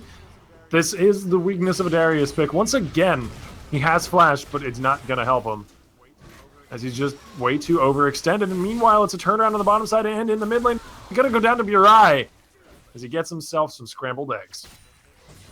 Didn't know snakes liked this. Actually, they will eat anything if they can get it in their mouth. Oh yeah, that's true. Snakes do eat eggs. I remember seeing like a National Geographic video about that or something. Ari Bear, that's a turret. Yeah, Ari Bear walks away. Okay. Well, things once again going pretty poorly for Ignitus, except for in the top lane, which is a reversal of what we anticipated from the matchups. I mean, admittedly, Jaeger is doing fine in CS. He's 30 CS up over his opponent, but first off, it's Malphite, so he's going to scale fine. He has 2 kills now because of those ganks, and he hasn't been able to do anything else. And Darius needs to crush lane to be able to come out of it strong enough to have an impact on the rest of the map. He has not been careful enough being wary of the ganks. He's super vulnerable to being ganked because he has no escapes. And if it's a 2v1 in the early game, he's not going to be able to get anything unless he has Malphite already extremely low. And he's not even enough of a threat that Scuba Steez is respecting him and building armor. Scuba Steez has built magic resistance in a Darius lane, and he's still doing okay. That's how little of an impact Eren Jaeger is having right now in this laning phase. And I can't really put all the fault on his shoulders. He's been basically in a 2v1 throughout most of this game. But when that's the case, you've got to play much less aggressive and just take the trade, you know? Like, the trade there is the jungler and mid laner's focus constantly in your lane means that they're not focusing elsewhere, and like Burai can get an advantage or something. Burai doing a little bit better now that he has some magic resist himself. And, I mean, look, Burai, as usual, has done a great job of holding his own and actually like 40 ahead now, despite being in a matchup that really doesn't favor him. Like, every time we've seen a trade, he's not been doing great, but he just holds his own. There's a really good ulti actually from the Cassiopeia. He flashes, gets the benefit, stays alive. Ugly God gets the kill. No, actually, Ugly God goes so down. very, Pardon very me. close to picking up Burai there. There's a well-timed Ragnarok. He popped it instantly after the CC landed, but you know, it just wasn't enough. Even with the healing reduction as well from Morellonomicon, blocking out some of the heal. And Burai probably just counting his lucky stars that he did not die there. Good. All predicted, all now skill. Has his Black Cleaver, so he's going to be able to deal with the armor that Scuba Steez has a little more effectively, but he's still pretty far behind now. Well, and like that magic resist that Scuba Steez was building earlier went into his first item, ZZ Rot Malphite, trying to be as annoying as possible. I can certainly see that it's going to be very annoying. But there's the Black Cleaver, fully procced onto Scuba Steez. But Scuba Steez doing all right. But honestly, yeah, Jaeger traded evenly there, and that's not great for him. Definitely not a position he wants to be in. And he's just not even able to get minions even under the turret because of that ZZ Rot. Or like, he's not going to be able to shove in. He's not able to take the 1v1s anymore. What do you do as Darius in that like situation? You know, you're not going to roam out of the lane and team fight. That's not what you do. You're not good at that. You can't split push because of the ZZ Rot, and you can't 1v1 the top laner because he's Malphite and he doesn't care anymore. He definitely needs to get something going, and he unfortunately is attracting some much more unneeded attention. I think the attention is as much towards the turret as it is towards the player. As with the Caitlyn roam up here, they may want to just take down this turret and head on out, but they are giving up control over the Dragon Pit to do this. It might be worth it. not sure though. They were doing fine without the additional pressure in that top side. Oh, that was a nicely placed wall from Vercelli, but he doesn't quite land the stun, so Burai will slither out of there. Because he's a snake. Yes, that was what I was going for. That's Ocean Drake, though, going over to Ignite. Does give him the sustain, which is not terribly too bad to have. Part of that focus on taking down the top lane turret does mean that they pull Scuba Steez out of lane so they can now use this Malphite ulti and indeed even just use the activatable, the ZZ Rot portal in some other lanes. Maybe try and take advantage of that plus a Caitlyn to shove out some of these turrets. Let me see Eren Yeager making his way towards the bottom side. Maybe? Can't make up his mind. He's going back. He definitely needs some gold though. He only has the Black Cleaver. I mean, he's still got like a 50 CS lead. He's not CS-wise, he's doing fine. horribly. It's just focused. Oh, Ugly got smited that away. There's not much that he can really do with the gold he's got. You know, Scuba Steez is the only target that's being presented towards him, and Scuba Steez is no longer a viable target. Even with that Black Cleaver, he's just taking no damage. Ugly God taking some damage on the way out of that defense of the turret. Thinking Eren Yeager maybe needs to buy some kind of wave clear. Tiamat possibly. Scuba is out of mana. This is a fight that Jaeger could take. See if he can dive into the turret. The spin not landing means he has to back out. Probably could have gone for the full dive there. Potentially. Oh, Ari Bear turned the wrong corner, and there's just enough mana left on Scuba. Jaeger turns it back. There's a little bit of a heal off his Q, but this is a 3v1 now, and this man just never catches a break, and Undertow landing onto him is death warrants. And he goes down. Meanwhile, Anivia Caitlyn is just so utterly impossible to shove into. This turret, which has been at a few hundred hit points for 5 or 6 minutes now, is still not going down. All of the deaths for Ignitus Esports here. That's both good and bad, though, because it's bad because it means that Darius is going to do nothing.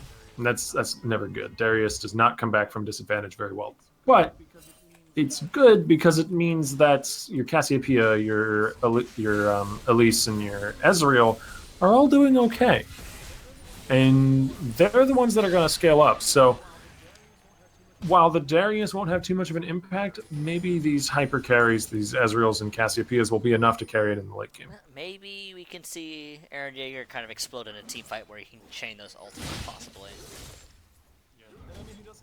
Yeah, and I mean, he does have some utility in armor shredding with the Black Cleaver. For the Ezreal pick.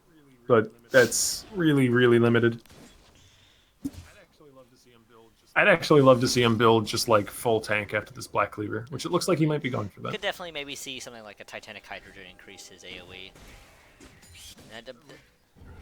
Not the worst decision, but he definitely needs to build some more durability. But Vespertine is definitely looking to try and take advantage further of this Darius. Is low onto him. Arabear is chased backwards out of the jungle, and they are pushing Jaeger back. This time, though, he's got a team to help him out. And in the 5v5, with only Darius being the one behind, this might be enough. Jaeger, though, is cut off from the rest of the team again. Burai has shown up. There's a stun, rather, onto Ugly God. Comes back out of it with the Ragnarok. And that is bad news bears for Ignitus, but Burai's turning back around. He's got plenty of damage. He's held up by a bubble in the middle of a glacial storm, but Crystal Meth is now going to be the next one to fall. It's a double kill for our Snake Queen, and Burai just refuses to go down. He's kiting this one out beautifully, and Vercelli gets popped into an egg and popped entirely. Burai, the MVP of that fight, belting out damage all over. Gladly playing decoy to allow Burai to simply eat everything alive. Meanwhile, Aethys, not even involved in the fight, shoving up the mid lane, got himself an outer turret. Admittedly, Sloth Daddy also wasn't involved in that fight. That was a fight without AD carries. And Burai kind of served the purpose of one there. Cassia DPS is something you don't want to ignore. Definitely not, no. And DPS is not something I'm going to be lacking in the endgame. I mean, in spades the ability to kite back and throw out damage while they do so, with Burai and Aethys both tossing out damage, and Ari Bear helping to kite them back with Monsoon. The only problem I see is they don't really have a great answer to Olaf aside from killing him. That works, but it's not amazingly reliable sometimes. It depends. If you get enough of a lead, you can melt him before he can do any major threat. But if he gets ahead, and then he's like, oh my gosh, what do we do? We have a very angry Viking screaming at us while throwing axes. Jaeger is a single-minded man, though. He is back to top lane. He is pushing the lane. He is getting that turret. I mean, at this point, why not? What are they going to do? Come kill him again? Tell you what, but I will get this turret. Yeah. Yeah, I mean, he's serving a purpose for his team. He's going to be an armor-shredding tank, and he's going to take some turrets now and again. And it's about all he can hope for now with how this game has turned out for him. He's working towards some kind of armor item. Probably Deadman's Plate, I imagine. Makes the most sense. Mm-hmm. That was a bad corner to turn. Monsoon dropped. Ari Bear sort of. He just walked right through a wall there. He doesn't care. What are walls to a Jotma player? Very, very, very interesting interaction weird. There. That was a full plate of spaghetti right there. Scuba Steez has so little respect for Eren Yeager. I'm going to assume this wasn't a misclick. He just used his Q to get CS in the middle of a duel and just walked away, rather than slowing Darius. Vercelli get cut in the front of the fight. Oh my god, Anivia instantly deleted. That was such a brilliant catch from Burai. Flash forward from Aethys the slow, landed on the Sloth Daddy, but a 90 caliber net got him a little bit of distance. So it looks like he'll be okay. You're missing the Q, unfortunately, so not getting the heal. They're still chasing, though. Burai bubbled up, the Undertow dropped in his direction, but it won't be too Ugly big a God deal. often use the Ghost to make sure that he does not die. And that is going to be an Infernal Drake going over to Nidus. Another... Unless Ugly God... He tried. Nope. He tried. He did. An Infernal Drake on a team with a Cassiopeia, pretty dang solid, I'd have to say. Especially a Cassiopeia that's building such a heavily scaling build.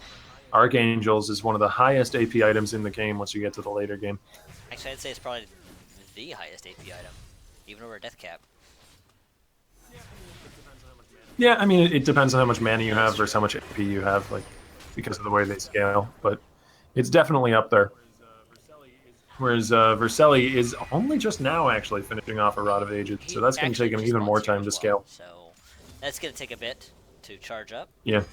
Eren Yeager has that Deadman's Plate now, so he is going to be fast. He does manage to land the catch as well. Meth is going to half of his health or so. That's a 4-man Ezreal ulti. That's a good amount of... They're turning onto this Cassiopeia. He does manage to trade 1-for-1 with the enemy mid laner. Daddy is now here on the side of the fight, and Jaeger is cleaning up on the back lines. Despite that rough landing phase, he is still a Darius, and he deserves at least a modicum of respect. The enemy team seems to refuse to give him. Scuba Steez walking into his face is gonna be slaughtered. Ugly God is the next to fall. Aethys on a killing spree, and Ignitus are running away with this game. Getting the revenge of being focused down so hard. Oh, okay, Ignitus win. That is going to be the win for Ignitus Esports. Congratulations for them. One of the players from Vespertine apparently is ordering. Oh my. So, that is a contingency I don't think Vespertine ever accounted for. You know, the pizza clause. It's not one you often come up against when playing League of Legends, but it's a really interesting sort of sub-strategy. You know, you've got to consider the pepperonis, and if you're really crazy, you go for the anchovy or the Hawaiian. I am a big fan of Hawaiian myself, but the Hawaiian strategy it does have some flaws, and it's not too popular with a lot of them. Just I'm more traditionalist myself with the pepperoni and sausage. All right, well, that's going to be the end of the finals today. A little bit anticlimactic. Not the most anticlimactic we've ever had. A few weeks ago, we did have a team that actually FF'd the entirety of the finals, but it wasn't because of pizza. This is our first pizza victory. And on that note, I suppose I'm gonna go grab a slice I myself don't think for I some of have the any, fridge. but I probably won't be ordering for any for the time being. But before we go, congratulations to Ignitus that is going to give them a free slot into our buy-in tournament at the end of the month. And we'll give a quick shout out to our sponsors, which is going to be Battlefly, which is basically the nice little website we use to basically run our tournaments every week. And then we have Law History app, which is a phone app that is basically locking, but on the phone for specifically for Android and for iPhone. So if you ever meet somebody out in the open, you're like, "Oh, you play League of Legends? What's your summoner?" And you look them up. You're like, "Oh, I'm sorry, you play Shaco. I can't be friends with you." You're a bronze ergot main? Are we even friends? What? We need to intervene here. We're holding an intervention. And last but certainly Anyways, not least, there is um, Vibi, which some of you who've been reading chat maybe see our boss talking about it. And Vibi is a very, very awesome website that you can go to. You plug in a nice little video. You don't even need software, and you can create a highlight video in their website. So very simple, very easy to use. Definitely give them a look. And with that, I think that's gonna be it. Once again, congratulations to Ignitus. Good effort by Vespertine, but they opted for pizza. Pizza is very important. yeah, no, I mean, it wasn't exactly the strategic decision I was anticipating at the end of the night, but it's one I can certainly get behind. Dang old pizza. So I guess with that, we're gonna be calling it a night, guys. Thanks for watching. Really appreciate it. Hopefully, we can see you guys next week. Have a good night, everybody. Good night. Have a good night, everybody.